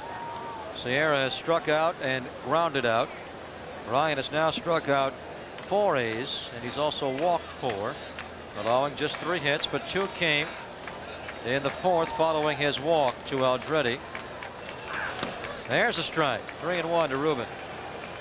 Sure, Ryan was thinking that Ruben would have the green light 3-0, but so he painted the outside corner, a little tailing fastball. He's going to go right back out there.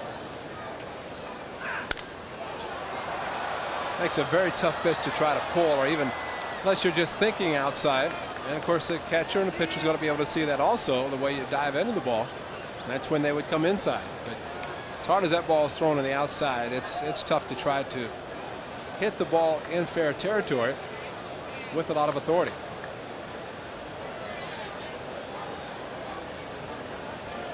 Ryan again manicuring the landing spot.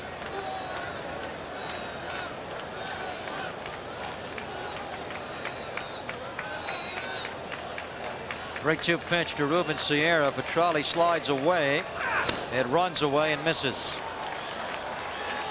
That is Ryan's 5th walk of the ball game.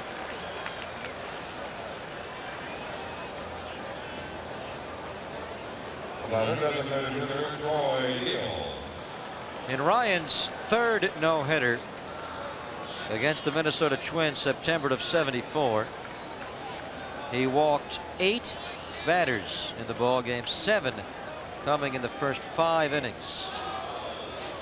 Throws it past Troy Neal. As you watch Todd Van Poppel develop and have problems throwing strikes, keep in mind that it really took Nolan Ryan a long time, well into his 30s, Ray, to lose the walks. He always had a high total of walks, but while he was winning all those strikeout totals in Anaheim, he also led the league routinely in walks. Took him until about 83, 84 in Houston to really chop those walks down. 0-2 pitch to Neal. Runner moving again, and the throw safe. Neal takes ball 1, and Sierra takes second base. The Oakland A's 4th stolen base of the ball game. And the first of 3 pitches to Troy Neal that Ryan did not quick pitch and take a little something off. He lifted the leg, and Sierra read it perfectly, or at least picked the right pitch to go on. Trolley with the throw just a fraction of a second late, and just perhaps because the high leg kick by Ryan enabled Sierra to get in safely. 1 ball and 2 strikes on Neal. 2 outs. And Neal hits the ball to center. That has Reedus retreating, but he is going to have room. Nolan Ryan, like he has done in 4 of the previous 5 innings, or 3 of the previous 4, I should say, gives up a walk, but is not scored upon. The A's only have 1 run. It's 1-1 after 5.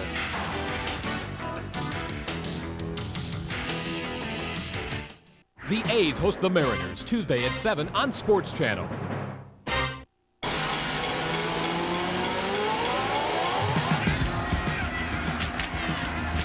Stenstrom dumping it off to Lasley. Touchdown!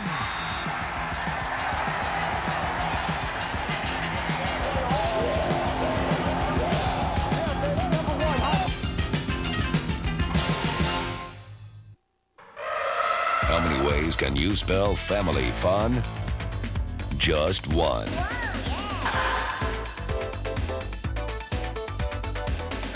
A's baseball at the Oakland Coliseum. It's not just a game, it's the home field advantage.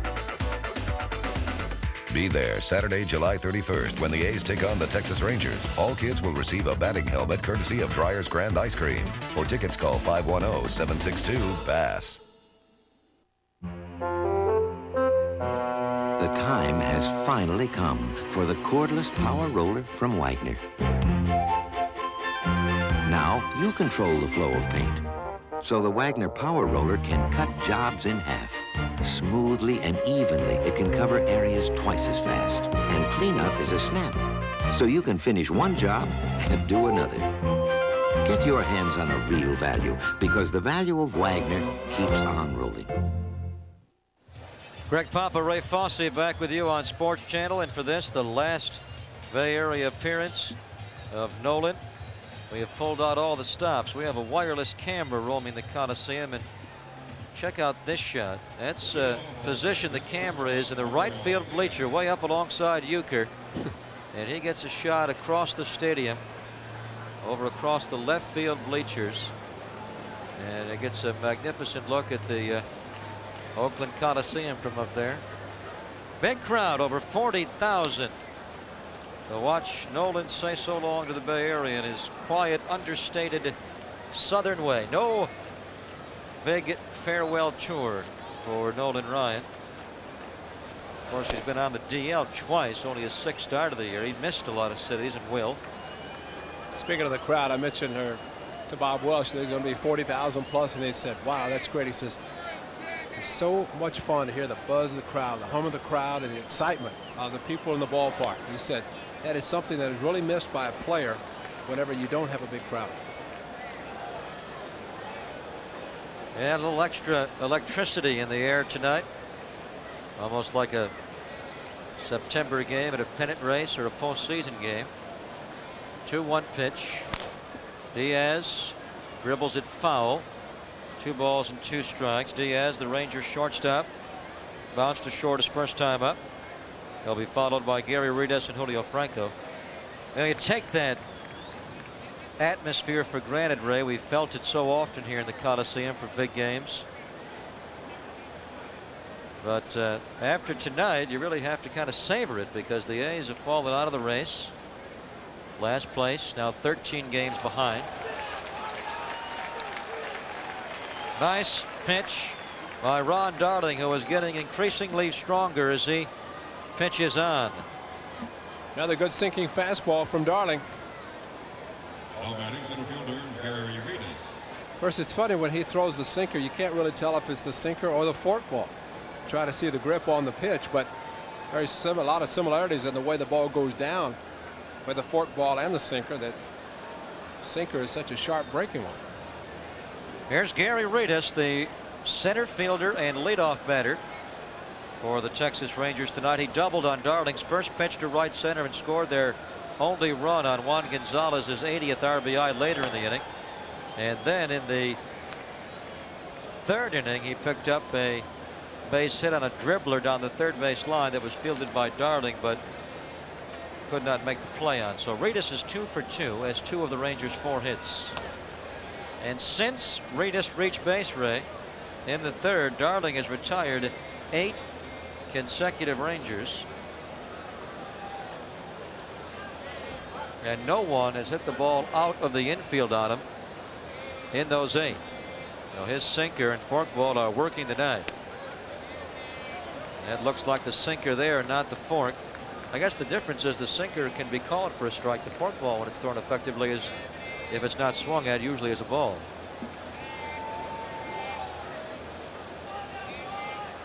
2-1 pitch.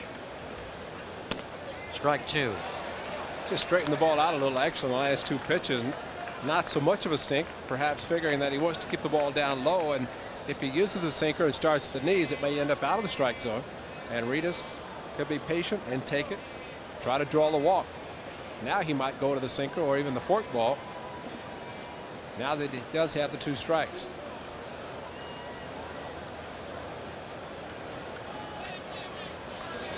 Ridas pulls it foul. Ron Darling trying for his 4th win of the season. Darling originally a Texas Ranger. He was a round 1 pick, number 9 overall by Texas, June of '82. 1 year in their chain is all. Then he was dealt on to the New York Mets in a trade the Rangers lived to regret, as both Darling and Walt Terrell went to the Mets in exchange for Lee Mazzilli.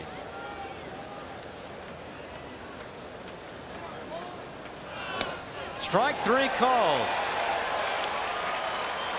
Darling gets the call, and he has now struck out 3 consecutive Texas Rangers going back to the last inning.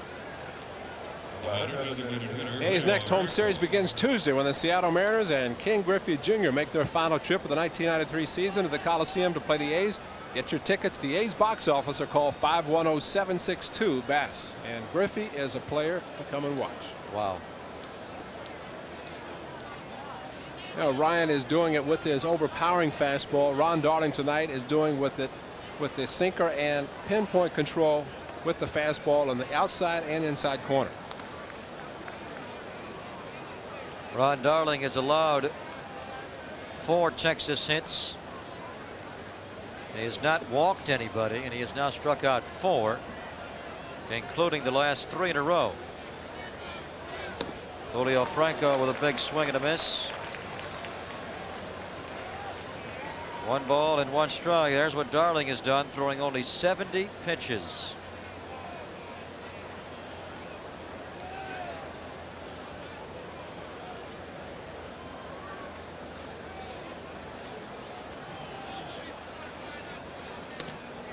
Just missed in after a windless April, a windless May. Ron did not get his first win until June the 6th, his second July the 9th, and his last came on Monday, July 26th. Franco sharply to right, and Sierra will play it on a hop and try to hold him to a single, which he will do. 2-out single for Julio Franco.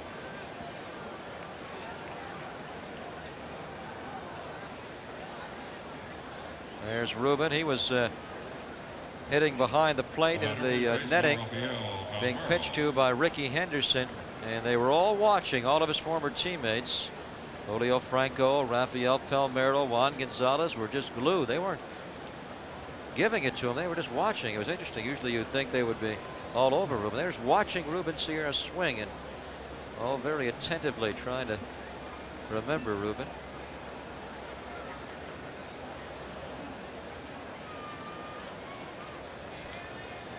Now this club, despite all the injuries, Ray, still has one of the best lineups in all of baseball. And they've had a lot of injuries. I mean, look at their people on the DL. They've had some good players on the DL. Canseco, Jeff Houston, Bill Ripken, David Hulse. Their leadoff man is on now with a hamstring injury. Rodriguez is not on the DL. He'll be out possibly only a week or so.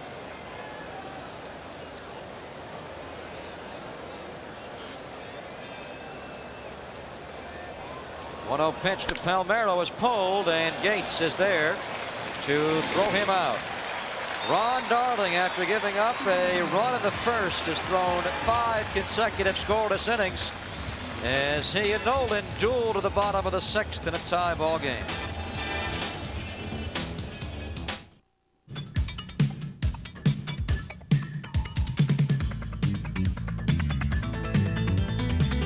Brian Weber with the new sport update. The Hall of Fame calling for 6 sports immortals. The NFL inviting a stellar group to Canton. Bill Walsh, Chuck Noll, Dan Fouts, Larry Little, and the game's all-time leading rusher, Walter Payton. But Sunday in Cooperstown, Mr. October goes in alone.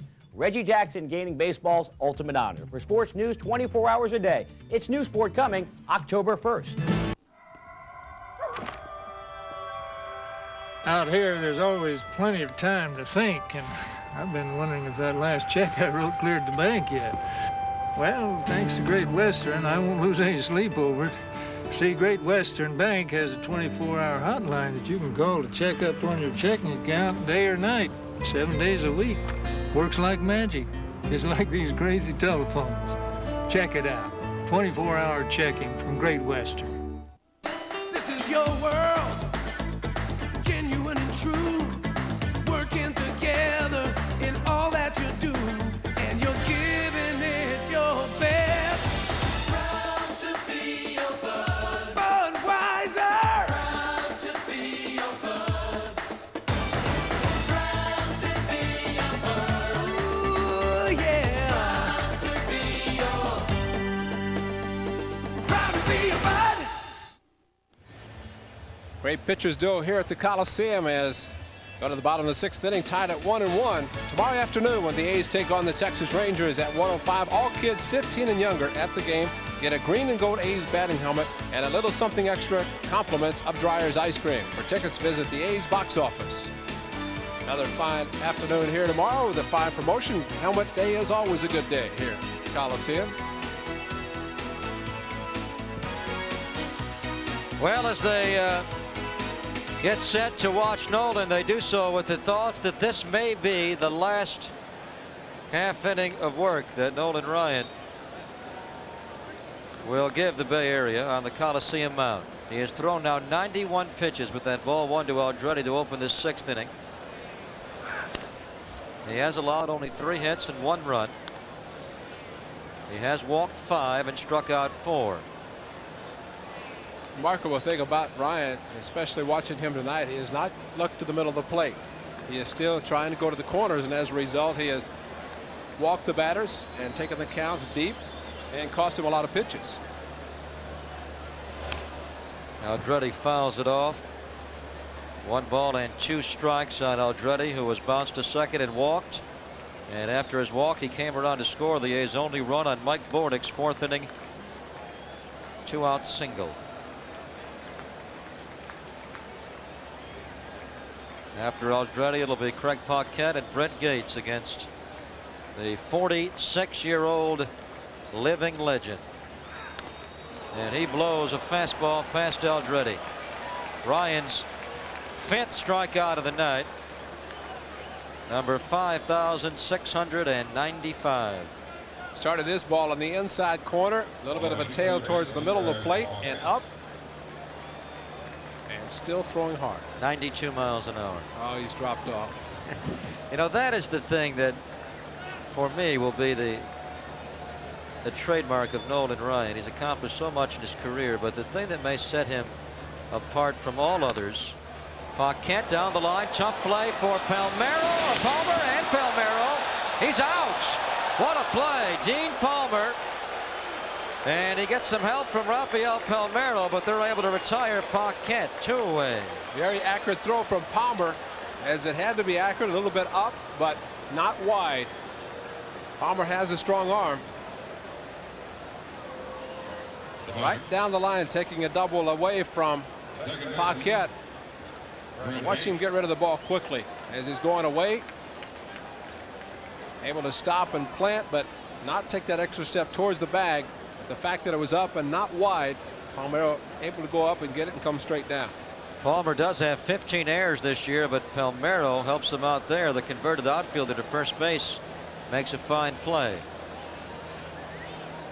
0-1 pitch to Brent Gates. Strike 2. Ryan, the amazing thing about Ryan, Ray, is you look at a pitcher like even Ron Darling tonight, or Bob Welch, or maybe even most glaring Frank Tanana. As they hit late 30s into their 40s, they had to completely change their pitching style, but not so with Ryan. Has anybody ever thrown as hard as Ryan has thrown, as long as Ryan? Probably not. He strikes out 2 in the inning, 6 in the game.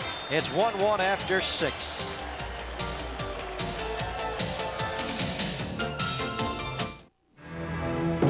Rising Sun is a captivating thriller, provocative and stimulating. This is hardly a negotiation. What is it then?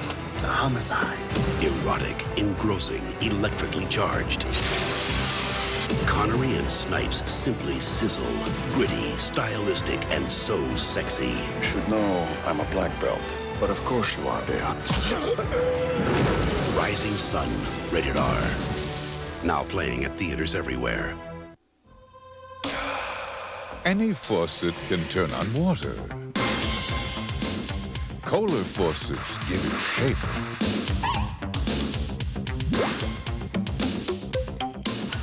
Change the flow. Once you turn on a Kohler faucet, you'll never want plain water again. See your plumbing contractor for Shining star. Love the excitement. In the summer of 1994, Americans will see football played without shoulder pads, helmets, or cheerleaders. The 1994 World Cup, brought to you in part by McDonald's. 6 complete here at the Coliseum. Athletics and Rangers tied at 1 apiece. Now's the time to reserve your 1994 Spring Training Tour and get the best game tickets, air travel on Southwest, choice hotel accommodations, Avis rental car, souvenirs, and an exclusive barbecue with Tony La Russa. Space is limited, so call today at 510-373-GO-A's. Greg Papa alongside Ray Fosse. Nolan Ryan will be a civilian in 1994. But we get to watch him wind it up tonight. 1-1 ball game beginning the 7th, and Juan Gonzalez will open it for Texas. Last at bat, we asked the question, the last player in baseball to hit .330, at least 40 homers, and drive in at least 100 runs. The last time it was done, Gonzalez is on pace to accomplish all 3 of those things. And he's got a base hit now, so he's back at .331 with a single to center field, on pace for 48 homers this year. Been a long time. George Foster came close in '77. He had 52 homers, 149 RBIs, but only hit .320, so he's out. Henry Aaron came close in '71. 47 homers, 118, but he hit .327, holding 3 points short. Carl Yastrzemski in 1970, 40 homers, 102 RBIs. He had .329. He's out. Last guy, Norm Cash, in 1961, hit .361, 41 homers, and 132 RBIs. Thank you, David Feldman, for the research. Boy, what a year he had, and nobody remembers Madeline Maris upstage. Norm Cash, what a monster year he had in '61. Well, he was playing at Tiger Stadium. Yeah, and it was expansion year, right? Short porch in right field. He had the classic swing for that boy. Oh, yeah. Open stance, a lot of power. Dave Oliver coaching at third.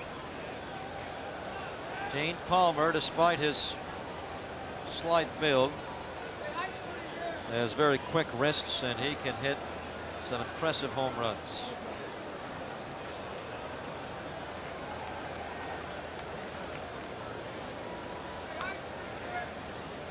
Darling is now allowed 6 Texas hits. Gonzalez has 2 of them, and so does Gary Reedus. Gene Palmer takes it in for a ball. 2-0. Palmer has tremendous power from right center to left center. Of course, if you make a mistake, he'll pull it. But the amazing thing that he strikes out as many times as he does with the idea that he's going to hit the ball in the middle of the diamond. But if he makes contact, and good contact, the ball really jumps off his bat. 2-0 pitch. Takes a strike. He's only 6'2", 195, Palmer. But when he gets a hold of one, he can hit him as far as anybody. In fact, he has hit the 2nd longest homer of the year on those tail of the tapes at Tiger Stadium. April 20th, he hit one 477 feet. Only Cecil, who put one on the roof at 484 feet, has hit a ball further this year, according to those tail of the tapes. Strike 2, 2-2. See that shot in Baseball Weekly of Cecil walking up on the roof at Tiger Stadium, trying to survey where he had hit some of the balls. Edwin Nunez begins to loosen into the A's bullpen. Ron Darling, in his 6+ innings, has thrown 80 pitches.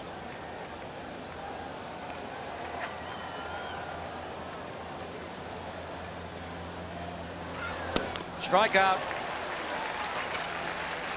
Gene Palmer strikes out twice tonight, and he's now struck out 100 times this year to lead all of baseball. Well, swung a one bad pitch, but this pitch, the 2-2. Watch the action on this one, going straight down. Like that was the fork ball. Let's see if we can see the grip and the spin of the ball. Excellent pitch. Dean Palmer led the league last year in strikeouts with 154. But he can tell people that the all-time strikeout king in the history of baseball as far as hitters go is going into the Hall of Fame Sunday. So as long as I keep hitting home runs, I'll have a job.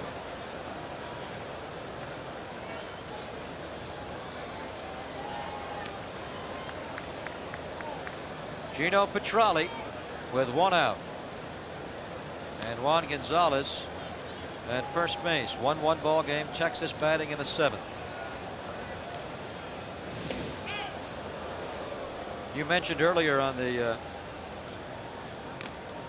on this week of broadcasts from Anaheim that Scott Heeman is thinking of becoming a switch hitter next spring. Right now, Scott is exclusively a right-handed batter.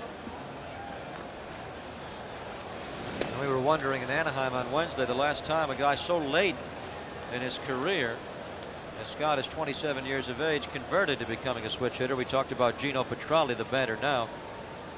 Petralli was a switch hitter in the minor leagues, then gave it up.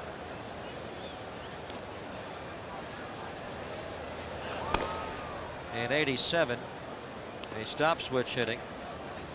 And last year he returned to switch hitting. He bats mostly all but 10 of his at-bats this year from the left side, but Petralli is a switch hitter again.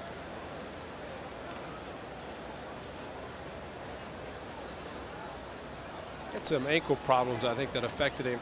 Hitting from the left side, pushing off the back foot. For he went for a whole year without hitting a home run, and there was a lot of talk about his power, but it was physically as far as his feet and being able to push off the back foot, not so much the fact that he lost any power. You can't use your legs and your feet. You can't generate any power. 1-0, he fouls off.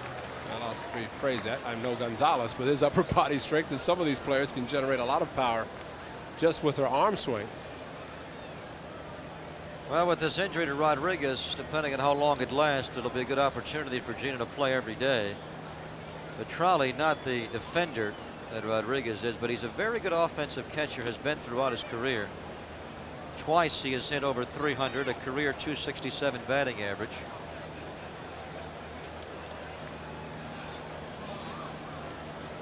One pitch. Inside and high. Last year, Gino had a very disappointing year, hitting only .198. First time in 7 years with Texas he had fallen below .255.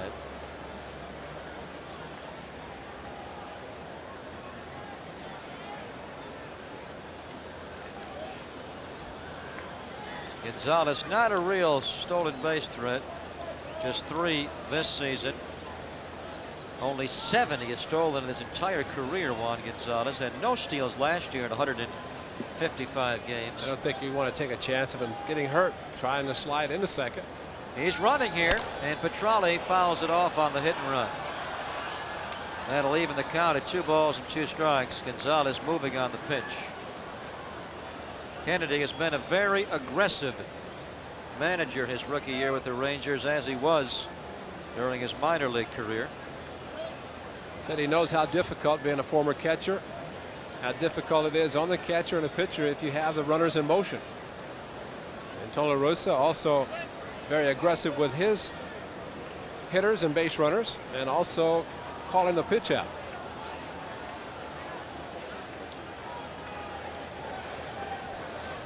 Gonzalez running again. There's ball 3. Heeman's throw is waiting.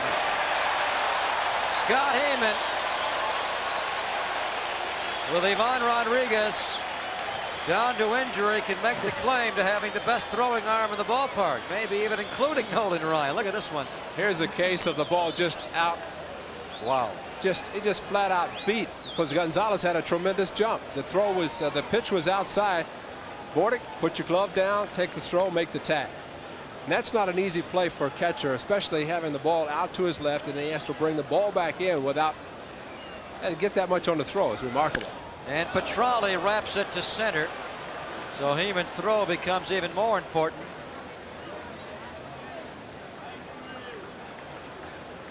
Hit number 7 for the Rangers off of Darling. Nunez continues to throw. When you watch the A's duo behind the plate of Steinbach and Heeman, they do it with completely different styles. Steinbach with the great footwork, as you often point out, and the quick release. Heeman, who has to work on his footwork still, but he makes up for all the lower body with one of the best throwing arms in all of baseball. It's almost like he says, oh, he's running. Oh, okay, I'll come up and throw. I still got 10. Yeah. And with that kind of an arm, he does, but can he maintain that arm strength? That's the key. If he can, then he can throw out a lot of base runners like he just did. But the footwork is so important.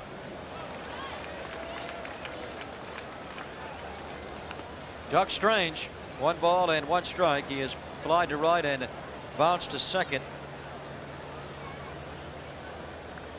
Rangers signed him on as a free agent, Strange, as they're working on Juan Gonzalez. He may have injured his shoulder on that slide.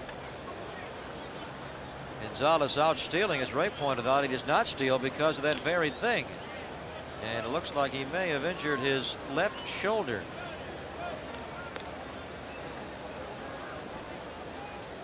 Our trainer pulling out the arm and massaging that shoulder.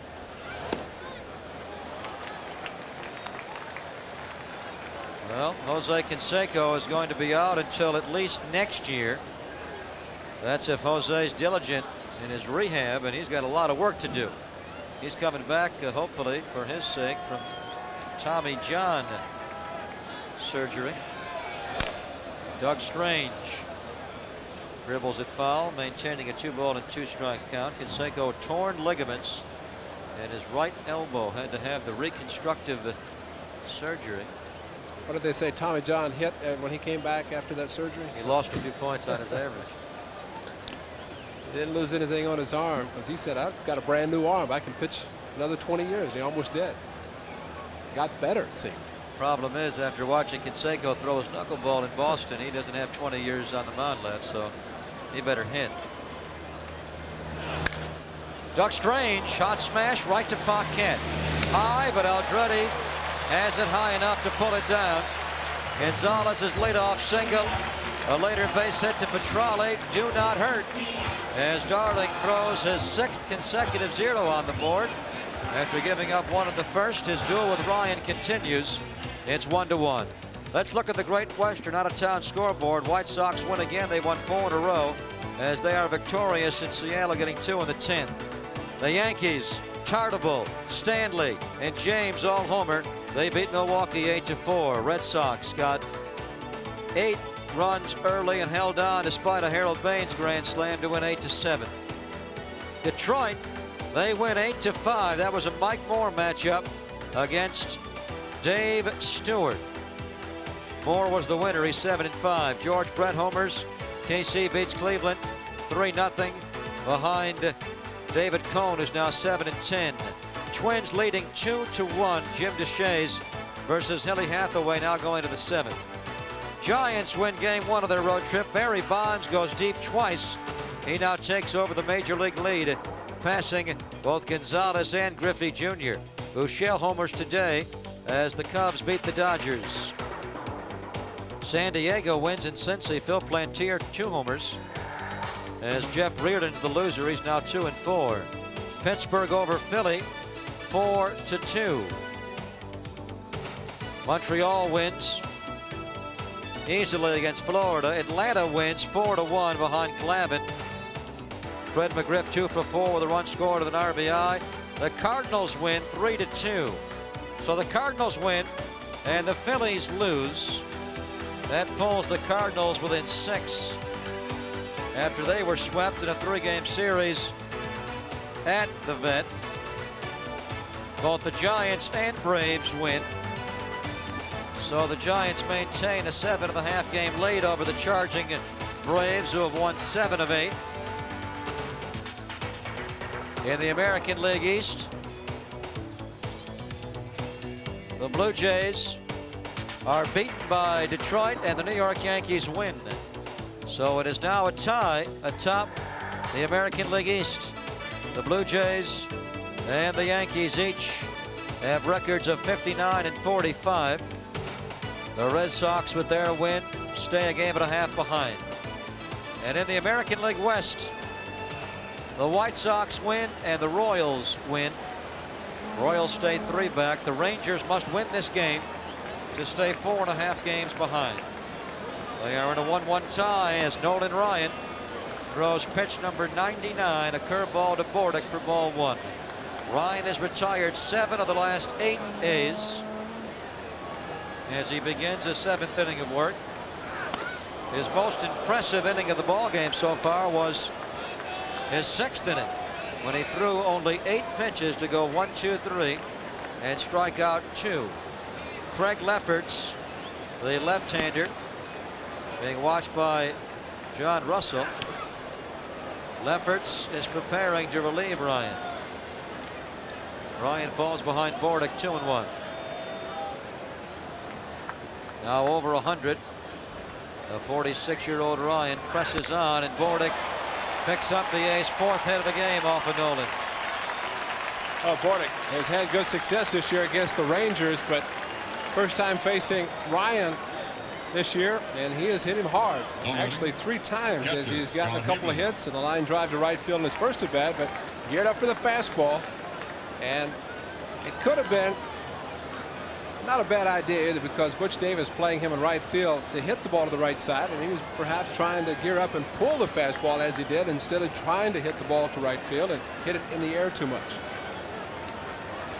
Now Chris Carpenter, who they obtained from Florida earlier this year to bolster their pitching staff, also joins Lefferts. They have a righty and a lefty. Running right away, base hit, hit and run. Bordick goes to 3rd, and Scott Heeman has 2 hits off of Nolan Ryan, like Bordick does. The hit and run works to perfection as Mario Diaz breaks to the bag, and that makes La Russa looked like a genius.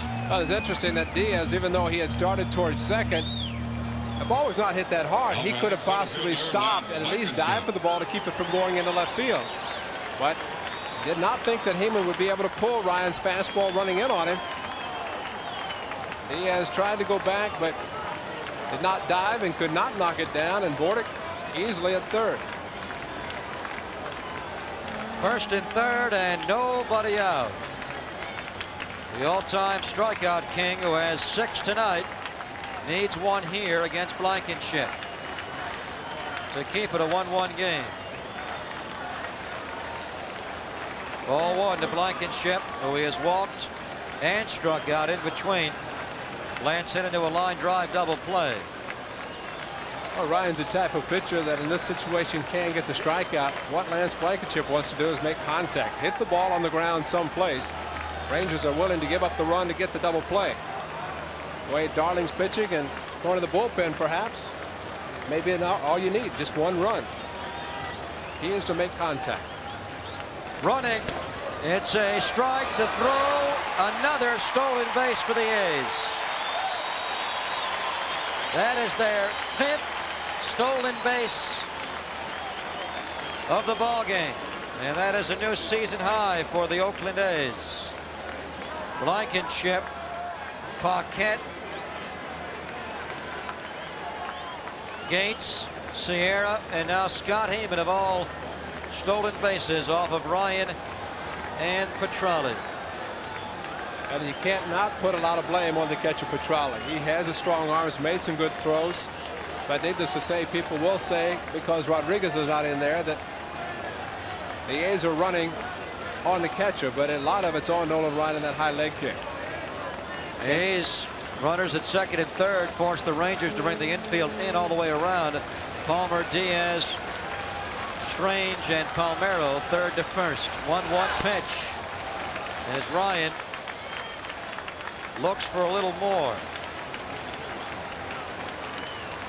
As Ryan says, when you want to throw harder, you do it after you plant your leg on the follow through, and then you thrust through more. You don't do it before that leg hits the ground. There's the power right there, and he throws it low. Now they can walk Blankenship. and load him up to go after Jerry Brown.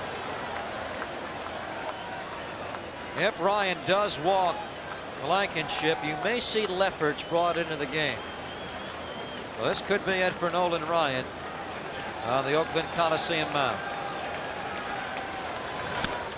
Not quite it. Strike 2 on Blankenship. I don't think that was a good fastball. He has the ability to take a little off the pitch, and see, Blankenship did not have the same type of swing that Bordick had when he hammered it to left field, which would indicate that Ryan took just enough off the fastball to fool him. He's in agreement with Petrali. And now he is. 3-2 pitch. Ball 4. And here comes Kevin Kennedy.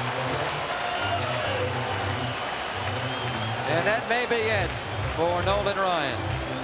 And if his 6th walk of the game. And if it is, kind of glad to see these fans, I'm sure, will react to him leaving if that is the case. I'm sure Ryan is going to try to talk him into keeping him. He's asking Petrali. A lot of times a manager will go to the mound and look to the catcher. How's he throwing? I think Petrali's going to say he's not throwing all right. He made the call to the bullpen, Ray. Lefferts is going to come in, and they are booing Kennedy. They want more of Nolan, but that's it. His 800th Major League appearance, his final in the Bay Area is done as Lefferts sprints on.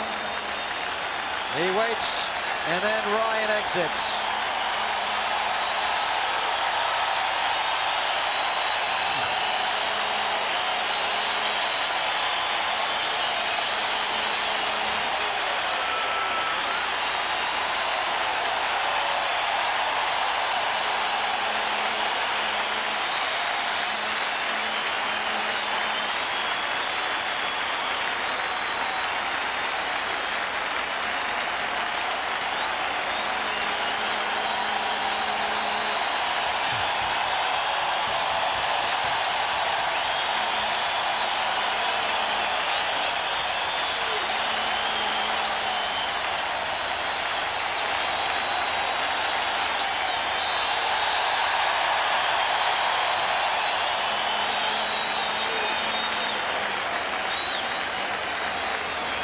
It's interesting. There's probably not an American icon, and Nolan Ryan is certainly that the public knows so little about.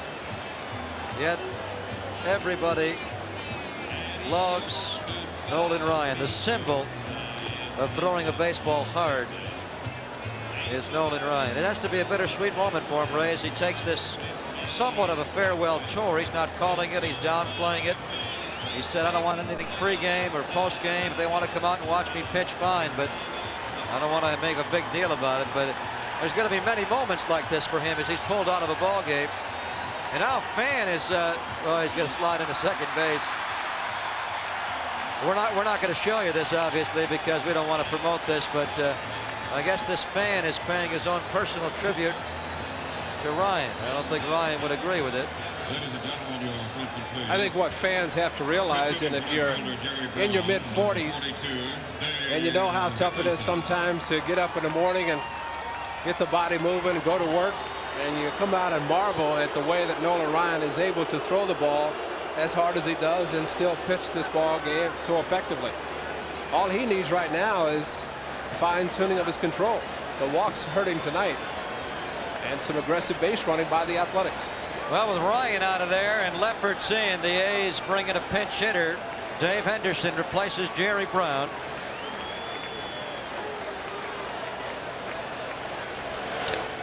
With Ryan gone now, that'll open it up for 3 regulars that were held out of the lineup in part because they don't hit Nolan very well. Henderson being the first, then Terry Steinbach, and also Ricky Henderson. Bases loaded. Nobody out. Greg Lefferts, the free agent signee of the Texas Rangers over the winter. Had a very poor start as a starter. They moved him over to the bullpen. Kind of scares people when he comes running in like that from the bullpen, doesn't it? I mean, that's got a commercial break. You better go fast, because normally a reliever takes a little trot or a little walk in for the bullpen. He does a sprinting. And even when he's looking to give a little build-up for Nolan's exit, he doesn't care. He comes flying in like Carl Lewis. 1-1 to Dave Henderson. Strike two. Well, the fate of Nolan Ryan tonight now lies in the left arm of Lefferts. Ryan cannot win it. He cannot tack on to his total of 321 victories, but he can become the losing pitcher.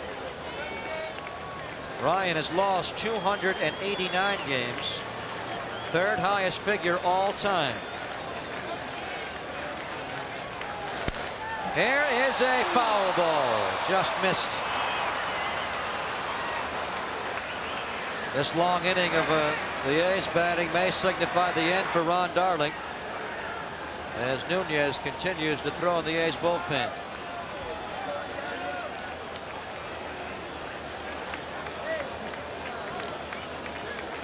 Can do a little quick on the slider, down and in from Lefferts.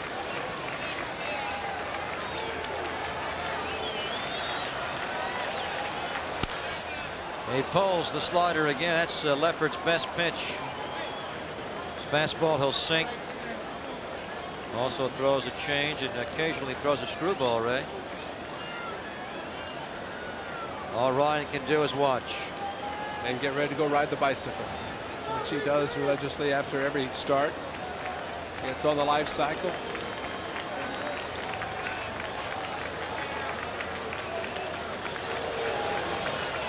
Henderson, shallow right field. Butch Davis coming hard, long, and he makes the catch, and no tag. At third base, Bordick goes down the line a couple of steps, but must stop. A big out number one for Lefferts, trying to get Ryan off the hook here. All three of these runners belong to Ryan in a 1-1 game. If one scores and it's the winner, he'll be the losing pitcher.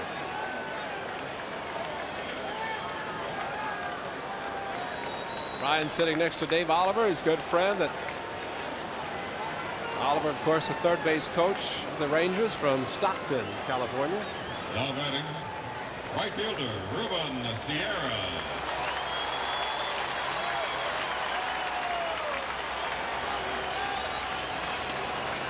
Now Ryan was clearly wavering, but bringing in Lefferts at this time got Jerry Brown out of the game for one thing, and also turns Ruben Sierra around to his weaker side.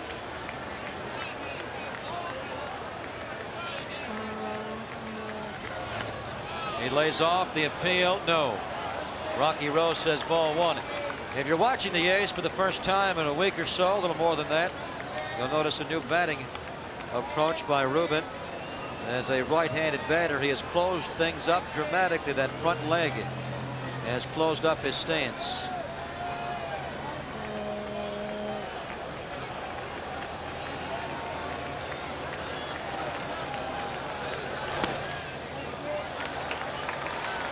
Ball two. Bordick at third base.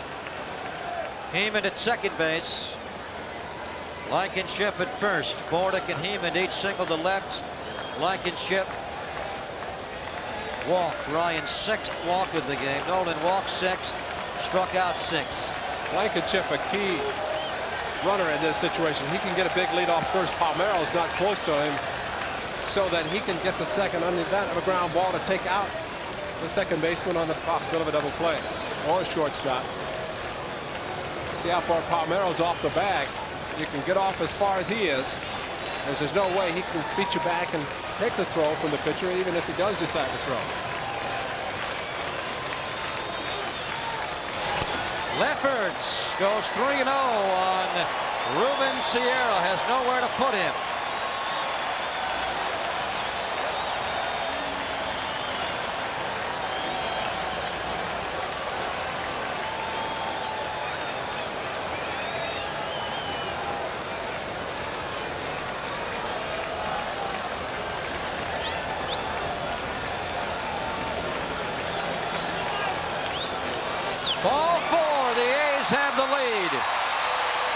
Bordick scores. And now Nolan Ryan is on the ropes for his 290th loss. Only Cy Young, who lost 313, and Putt Galvin, who lost 309, have lost more. And Ryan has lost the most in the 20th century. Well, Lefferts, you know, he wanted to get Ryan off the hook, but he could not throw Ruben the strike. Sierra picks up the RBI, his 72nd of the year. And now Troy Neal, with the bases still loaded, looks to increase the 2-1 lead. Talk about Sierra closing up his stance from the right side against left-handers. Troy Neal does that as well, hitting against left-handers. Actually opens up a little, but makes sure that as he starts to swing, closes up the front side. Tries to open up so he can see the pitch a little better.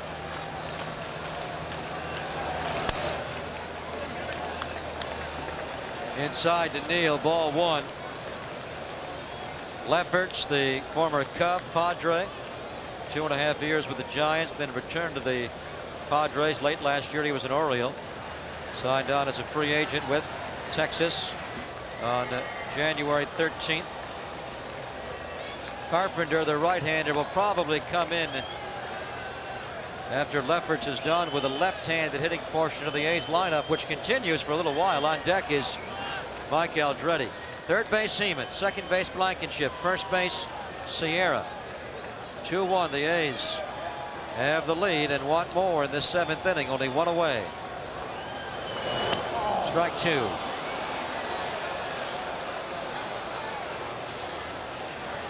Like Troy had his mind made up that he's going to swing at the pitch regardless of where it was. He normally is very patient, even with the left-handed hitters, or pitchers, but swung at a pitcher's pitch from Lefferts.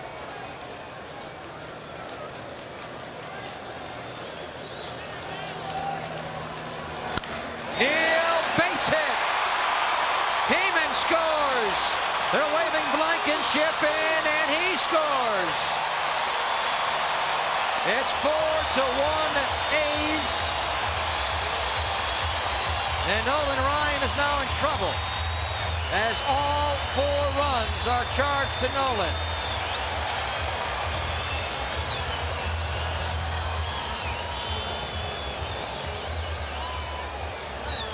Greg Lefferts got the first out, Ray, getting Dave Henderson, but then walks Sierra, gives this up to Neal. Troy Neal, that was an outstanding job of hitting. After swinging at a bad pitch, Lefferts tried to get him on the slider, but he left it up a little too much. And Troy, who has been hitting the ball very well up the middle, especially in RBI situations, comes through big time with that one. Well, for Nolan Ryan, his last appearance on the Coliseum mound goes like a lot of his other ones. Pitched well, but did not win, and may in fact lose. Well, the hit by Troy Neal perhaps kept Mike Aldrete in this ball game, and I'm sure Tony is very happy to, because of the defensive ability of Aldrete. And even though he's facing a tough left-hander in Lefferts, at least he'll be able to stay in at first.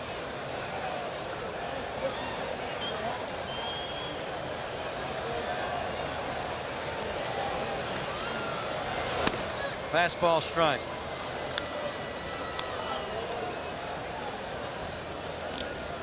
Matchup of former teammates with the Giants. Lefferts versus Aldrete.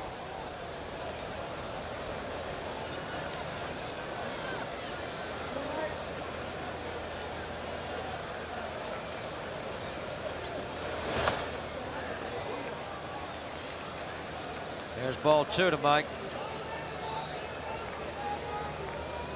Aldrete looking to get Ruben Sierra in from third base with the 5th run. Neal on at first, just one away.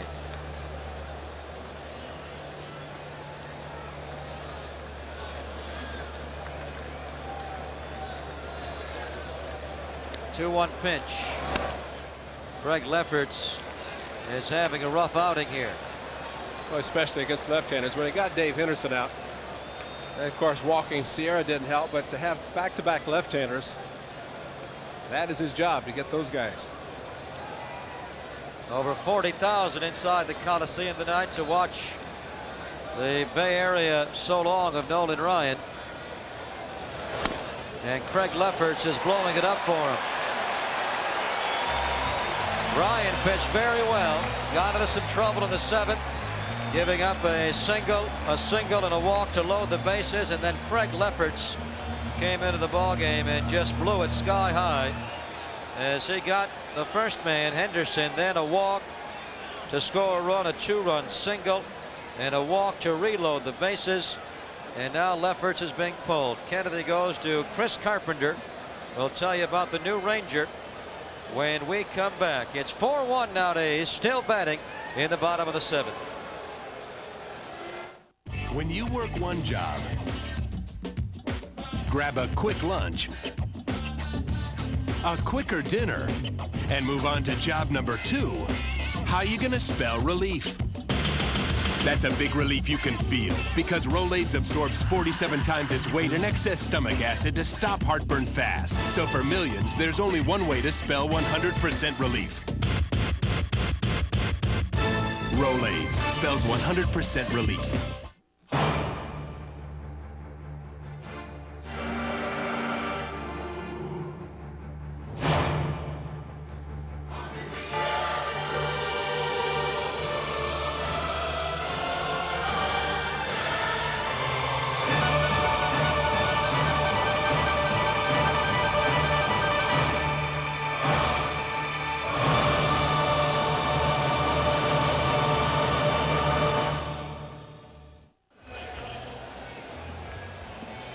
A's have knocked out Ryan, have knocked out Lefferts, and now go after Chris Carpenter in the 7th. They've scored 3 runs to take a 4-1 lead.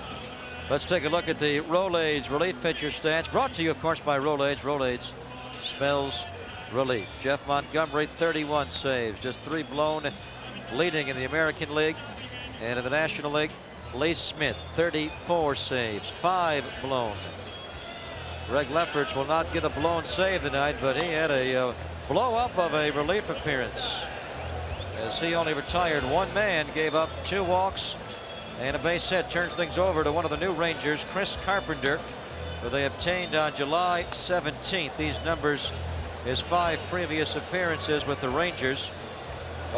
Before that, he pitched very well for Renee Latchman's Florida Marlins. But he also hoped he'd remain a Cardinal forever. That didn't work out. Ended up with the Latchman brothers down in Florida. But the Rangers looking for some bullpen help. They went to Carpenter, and he has a chore right now with the bases loaded. He'll face Craig Paquette, who picked up one of the 5 base hits allowed by Ryan before his departure. And Paquette to Diaz for 1. Strange, tough turn, and they do it. So Chris Carpenter throws 1 pitch, and Ryan's saying, why did they bring him in? And I wouldn't have given up 4 earned runs tonight. But he did in 6+, and right now he is the losing pitcher in a 4-1 score after 7 full innings of play. Edwin Nunez will replace Ron Darling when we come back.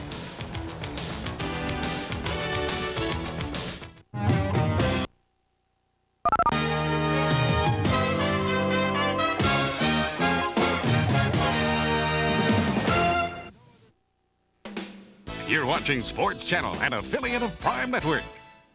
From the shotgun, 3rd and 10.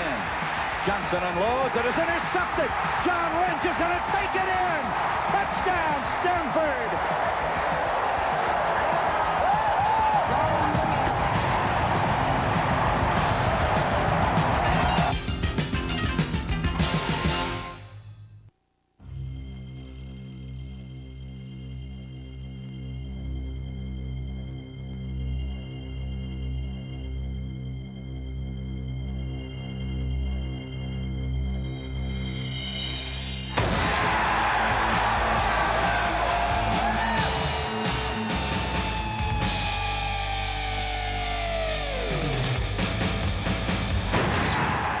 sport. Call your local cable operator today. Stumbling catch into the crowd.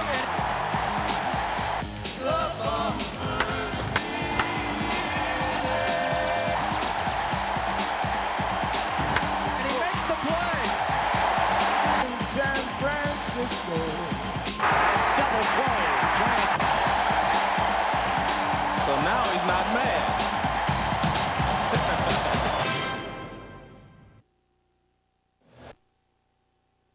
Well, for the first time ever in his Oakland A's career, at least, Dave Henderson is out in left field.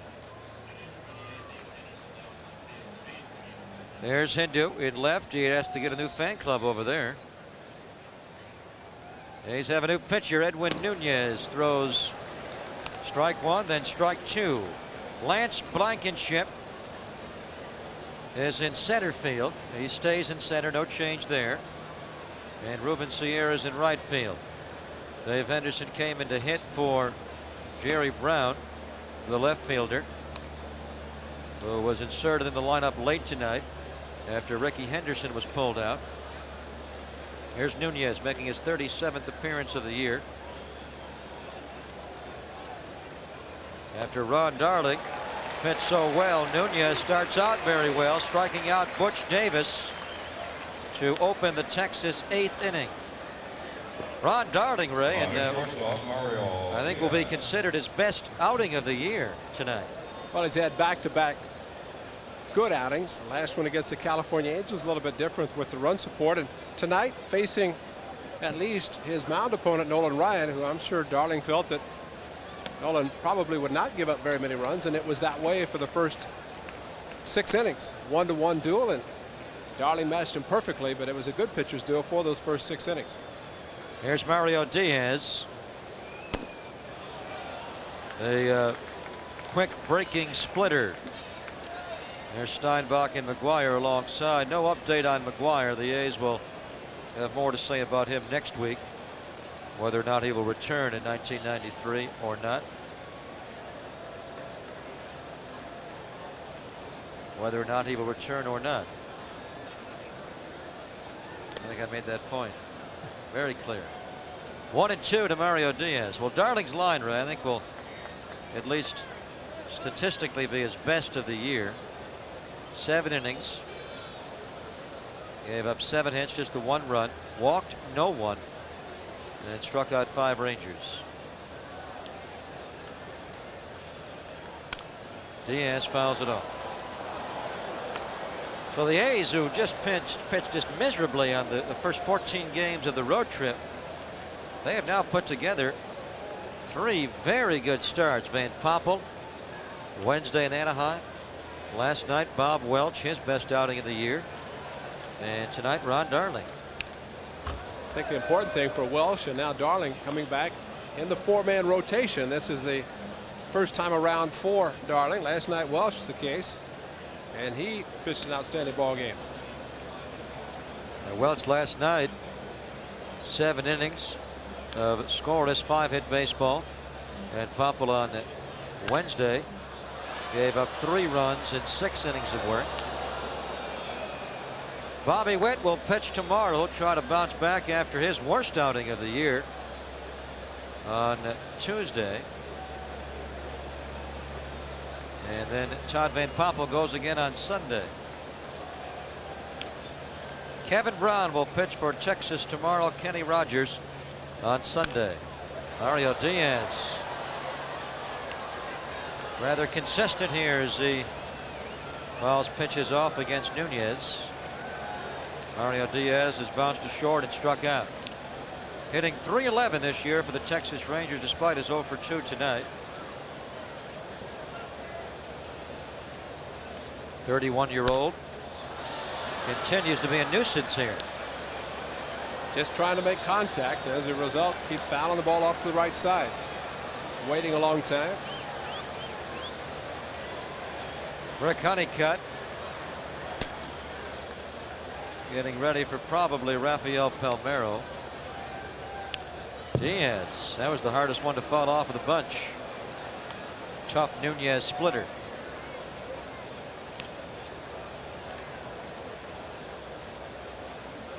Nunez, the former Texas Ranger. He was a Ranger last year.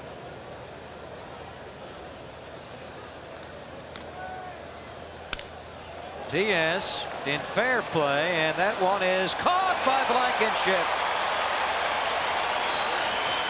Very calm Blankenship.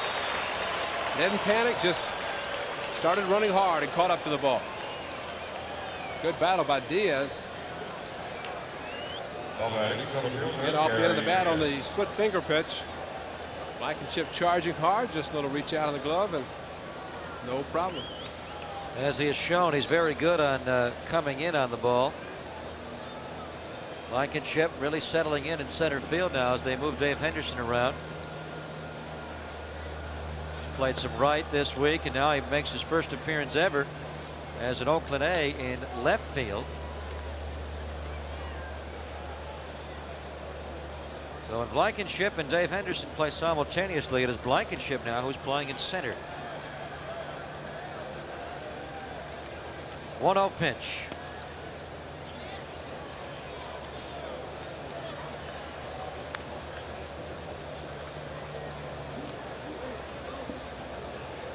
Honeycutt continues to throw in the A's bullpen. Strike. 2-1. Now Eckersley last night in the 2-1 win at Anaheim had to get 5 outs for his 22nd save.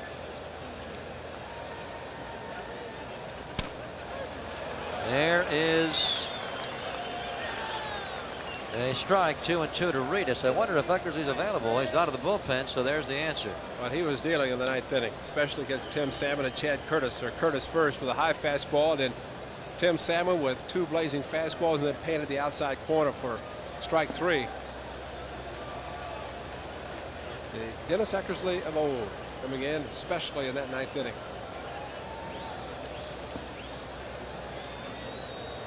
The earlier reports of the death of Eckersley greatly exaggerated. Nunez rings up Reedus as he gives the A's a 1-2-3 8th inning, and he strikes out 2 of the 3.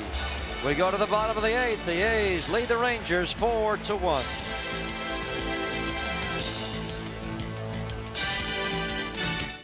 Nipper and Chipper show us what the RCA home theater with SRS sound looks like. Now they show us what it feels like. Looks like. Feels like. Looks like. Feels like.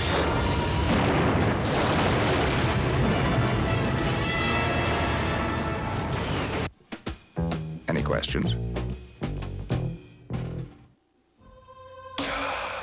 Any faucet can turn on water. Kohler faucets give it shape.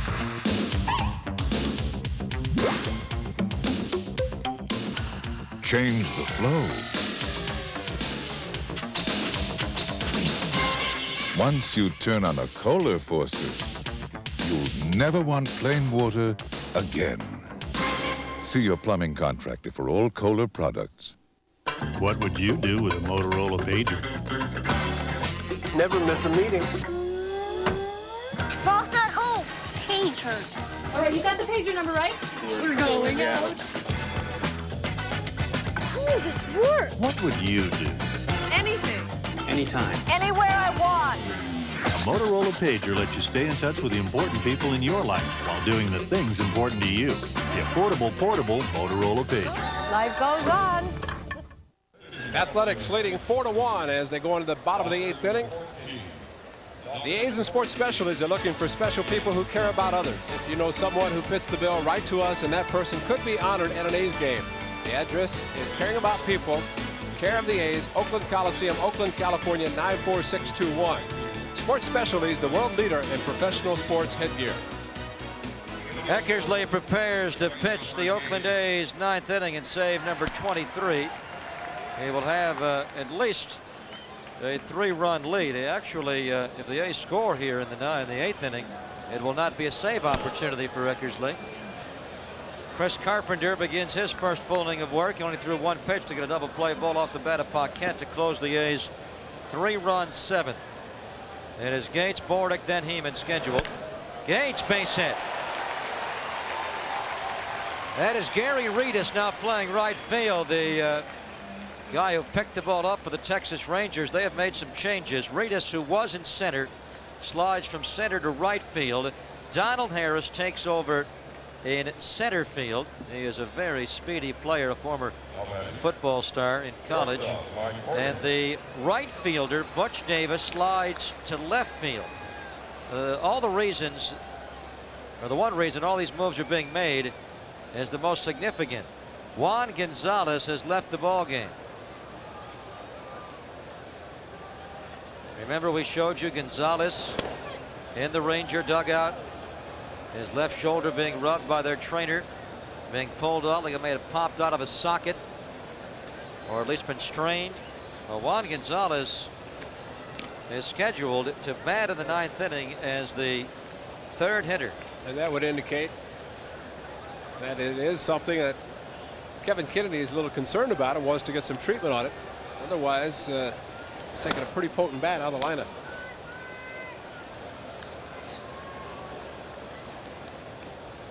On a more long-range look, that is not good news. Dan Peltier may be asked to hit for Donald Harris. He has some power, and as you can see, the way he's swinging the bat, he is a lefty batter, and that's what gives Eckersley trouble, as you know. Scheduled in the Texas 9th, Julio Franco, a righty, Rafael Palmeiro, a lefty,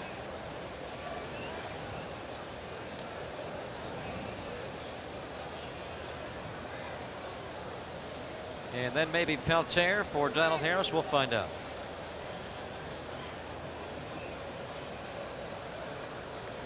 Chris Carpenter's 0-2 pitch to Mike Bordick.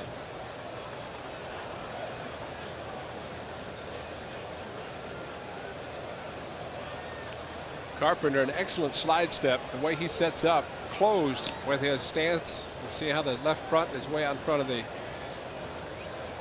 right foot. Just drops the foot and makes the delivery. Very tough to get a good jump off of him at first.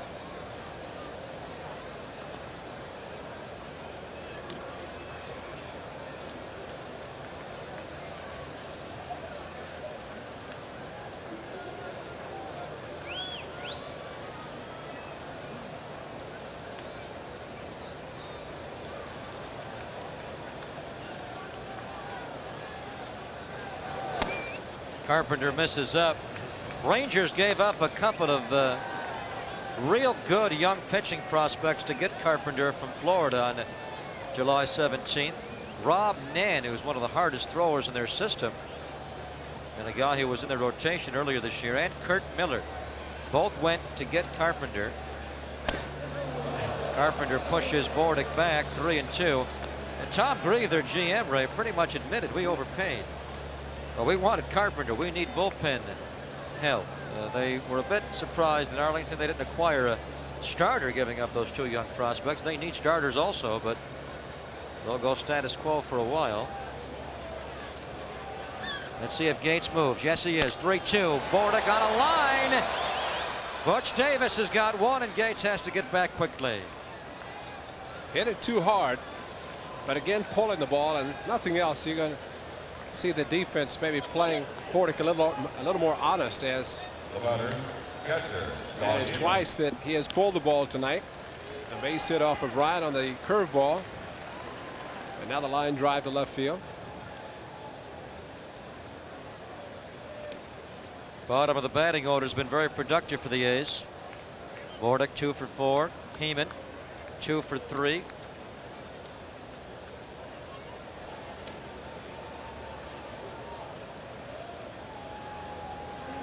A's leading 4-1, batting in the bottom of the 8th inning.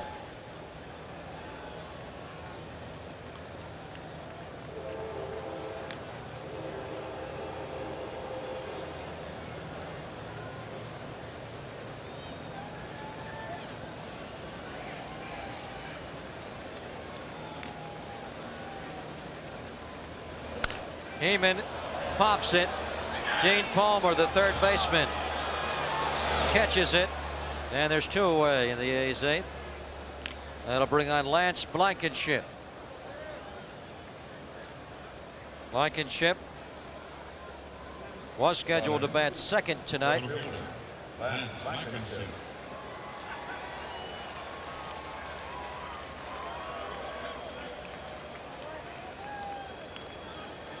He was moved up to leadoff when Ricky Henderson was pulled late from the lineup. Hopefully you joined us, as you are required to do when watching A's baseball on Sports Channel, 30 minutes before the first pitch. We want you 30 minutes before for on deck. And we had Sandy Alderson join us live in the booth, Ray, and he said, yes, the A's are thinking about trading Ricky Henderson. More than one, less than a handful of teams in the American League are after Ricky. It is in large part up to Ricky.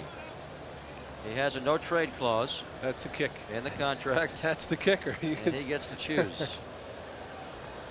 Choose whether he wants to be traded, choose whether he wants to stay at least the remainder of this season. 2-0 pitch. Blankenship fouls off. What has not been discussed in this, Ray, I think is the most important aspect. The A's are not under a deadline tomorrow like a lot of free agents. If they don't get a deal done, they would lose Ricky for next year. The A's can offer Ricky Henderson arbitration next winter. The arbiter will decide how much he will make, and for 1 year he would have to stay with the A's if the A's choose. The A's also could offer him arbitration, Ray, get the contract done, then trade him.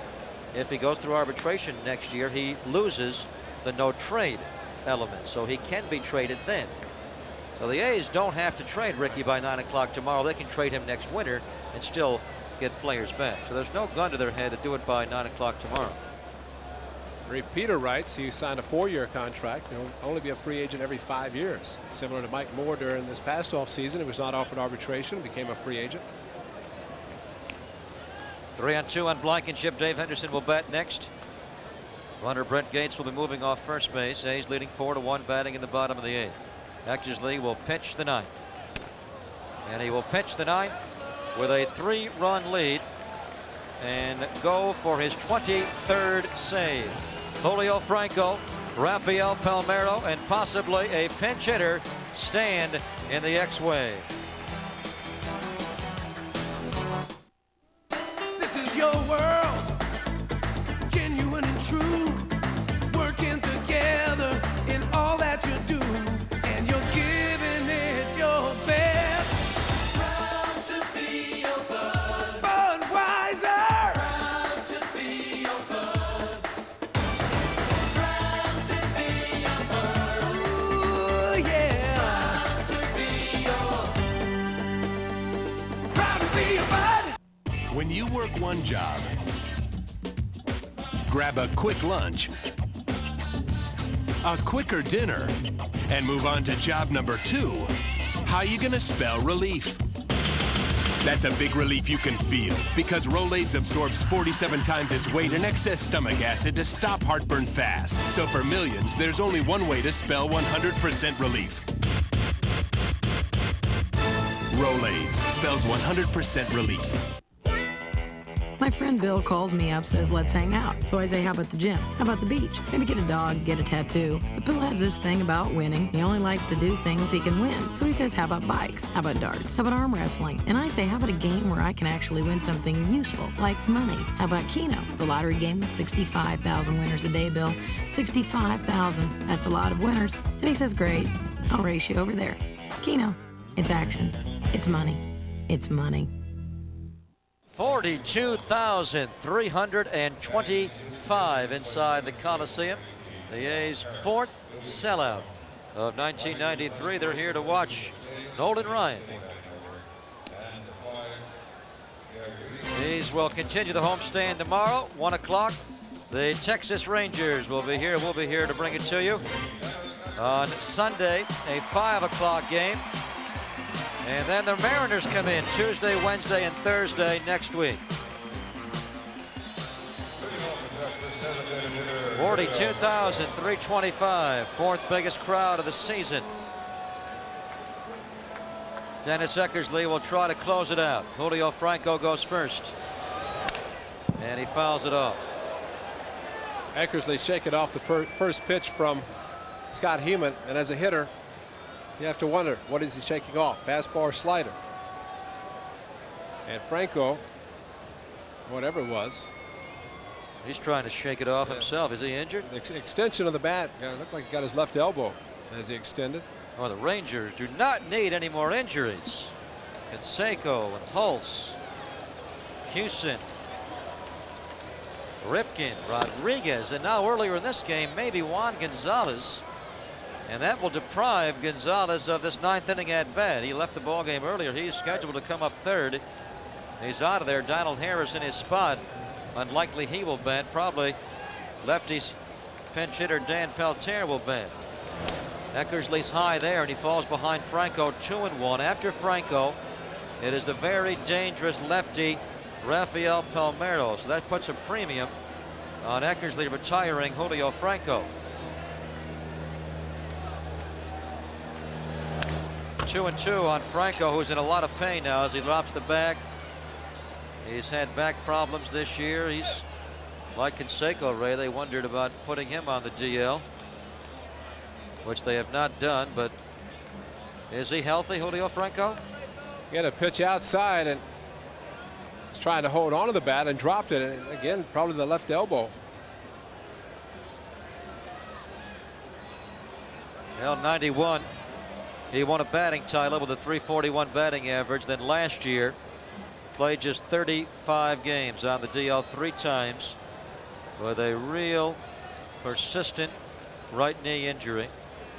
Wound up shutting it down for the year in early July, and he's trying to play through it. Told by Jay Alvis from the Rangers clubhouse, Juan Gonzalez with a slight strain in his left shoulder, nothing serious. Franco goes down. Great that Eckersley stayed with a good fastball on the 2-2. When you see a hitter is having a little problem in the elbow, might as well go with the gas. Hand flew off the bat. He actually kept it on, but he was reaching. He was, well, you got to be 100% to face Eckersley. Franco is mowed down. Big out for Eck. Rafael Palmeiro.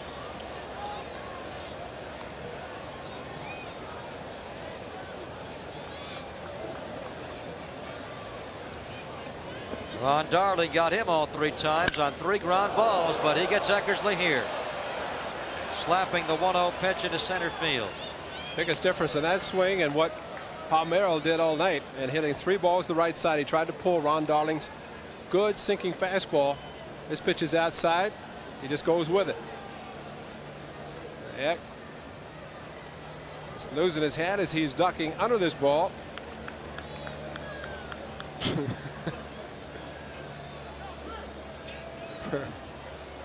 He could do it, can he?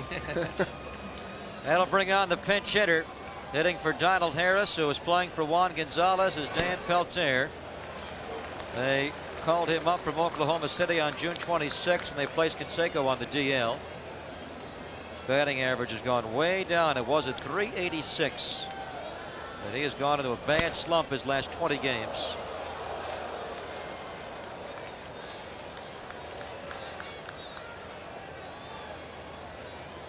Eckersley gets ahead quickly.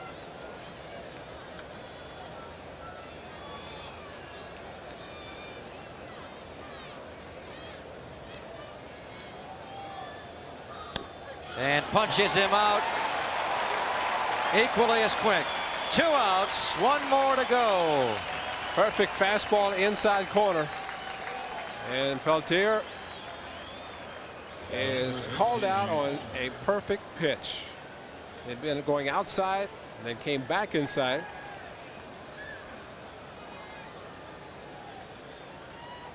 Well, they came here over 42,000 to watch a future Hall of Famer As they watched the ball game, they wondered about the whereabouts this weekend of another future Hall of Famer, Rickey Henderson. And as it ends, they get to watch a potential future Hall of Famer continue to return to last year's form. Eckersley is on a real groove now as he is mowing through Texas in the 9th.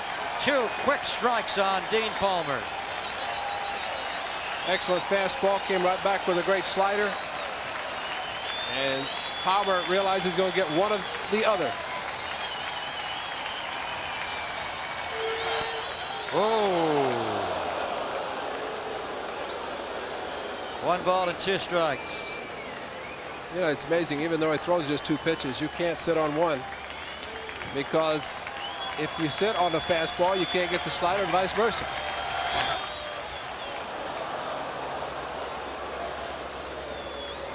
I wonder in Lake Tahoe if they're putting odds on Palmer striking out here. Leads the world with 100. Eckersley has struck out both of his outs in this inning and is in real top form. Yep. Strikes out the side in the 9th, and Dean Palmer strikes out 3 times tonight. The winner is Ron Darling. The loser is Nolan Ryan. And the saver is Dennis Eckersley. The A's win game 1 of their 6-game homestand, 4-1. Ray and I will come back with a closing thought in 1 moment.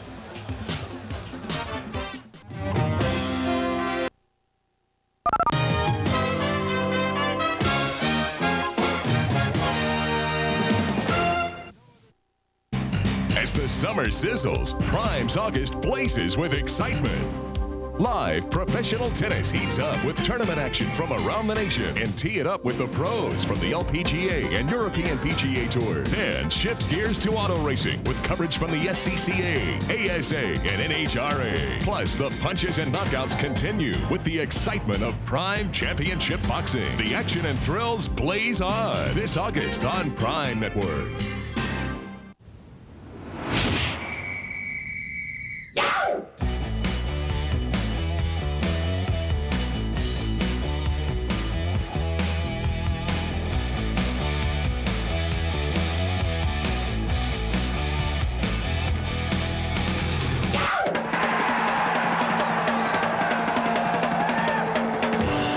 Sport. Call your local cable operator today. They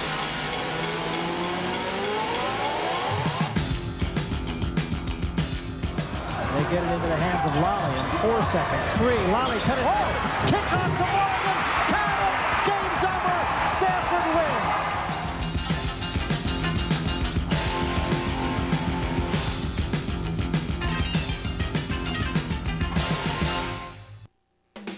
You're watching Sports Channel, an affiliate of Prime Network. 42,325 inside the Coliseum tonight to watch Nolan Ryan so long to the Bay Area, but instead they are treated to an even better performance by Ron Darling of the Oakland A's. The A's have back-to-back wins for the first time since their 7-game winning streak on the previous homestand. Greg Pompa, Ray Fosse back with you. Let's head right down to the field now and talk to tonight's winning pitcher, Ron Darling, who puts together back-to-back victories. Won his last start Monday in Anaheim, and he wins tonight. He had the great sinker working, and we talked about it on the air, speculating upon, is this your best outing of the year? What do you think? I think so. I think, you know, I think I've been less aggressive than I should have been all year, and this is a game where I really tried to go after the hitters, and it really paid off. I think I did a lot of little things that end up working tonight, and also they hit some hard balls, and we made some great plays, especially Brent Gates over there at second base.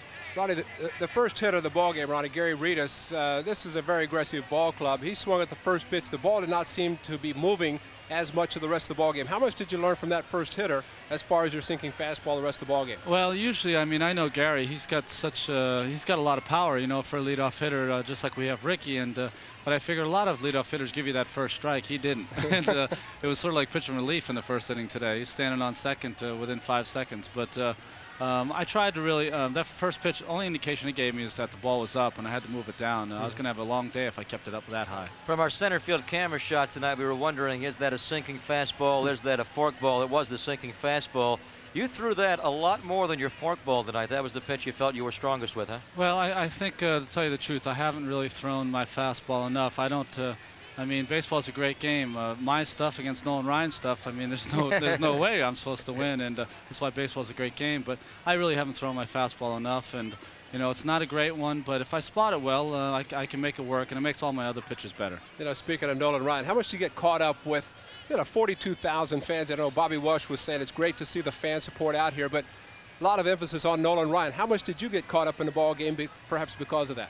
Well, there isn't a baseball pitcher that pitching today, at least my age, that doesn't just isn't in awe of watching Nolan Ryan pitch. I mean, I'm sitting there, I'm pitching against him, I'm seeing him strike out a guy here or there, and I'm just watching him. So you got to, you know, click back and say, hey, I got to go out there and get some guys out. You know, he's a living legend. You know, he's a wonderful person and a great pitcher, and it was great to go up against him tonight. Ryan, you quoted earlier this week in an article in the Bay Area in the Examiner talking about the low fastball, the pinch at the knees. We talked about you having a good sinker tonight, the sinking fastball. Has that been a tough pitch for you to get calls on this year, that pinch at the knees? Well, I think, to tell you the truth, I think, you know, you can maybe blame it on the umpires and say that, hey, they're not calling that low pitch. But to tell you the truth, I mean, when you have a 6 ERA like I've had this year, you can't blame the umpires. You got to blame yourself. And the bottom line is I haven't been ahead enough of the hitters. And on a night tonight where I'm throwing the ball for strikes, the home plate umpire was calling them because I was a little more aggressive and going after the hitters. I really can't blame the umpires. I can only blame myself. Ronnie, one final thing. Butch Davis with a double with 2 outs. He gets on second. Of course, we've always talked about your aggressiveness on the mound, your quickness on the mound, a perfect pickoff to second base. How do you set that up with Mike Bordick to get the pickoff? Well, usually me and Mike have a great rapport, and we really know what each other's thinking. But on that one, as soon as he got to second, I gave Michael a look like we're going to get him on this first pitch. And the only reason I was thinking that, 2 outs, he just reached on double, did a great job of hustling into second. I know he had to have that adrenaline pumping and was going to try to get a good lead to score, and, you know, if Mario Diaz was to get a base hit. And all those factors weighed in, and I figured that the first pitch was probably the best pitch to get him on. Yeah, it came in the second, helped you get out of that inning unscored upon. Been a rough year for you, I know, but the last 2 have been superb. Congratulations to you. Thank you very much. Nice job, Ronnie. Ron Darling, a winner on Monday and a winner tonight, as he now has 4 victories and a Nolan Ryan's farewell to the Bay Area. The story becomes Ron Darling, at least for a good chunk of it, as he pitches very well, and the A's beat the Texas Rangers by a score of 4-1. We have more for you. Keep it here on Sports Channel. We'll come back with our Budweiser play of the game. You see this is a list of things I had to do on Monday. This one is everything I had to do on Tuesday, plus what I didn't get done on Monday. Wednesday's list is ridiculous. Thursday's hopeless, and here it is Friday. But things are looking up, because the one thing that I really need to do is go to the bank. And I can do that tomorrow, because Great Western is open Saturday. Even I don't need a list to remember that. Nipper and Chipper show us what the RCA home theater with SRS sound looks like. Now they show us what it feels like. Looks like. Feels like. Looks like. Feels like.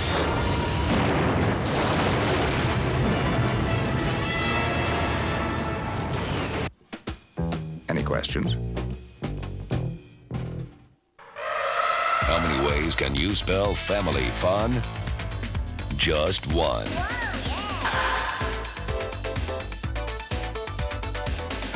A's baseball at the Oakland Coliseum. It's not just a game, it's the home field advantage. Be there Sunday, August 1st, when the A's play the Texas Rangers. The first 20,000 fans will receive a new A's home cap courtesy of Rayleigh's. For tickets, call 510-762-BASS.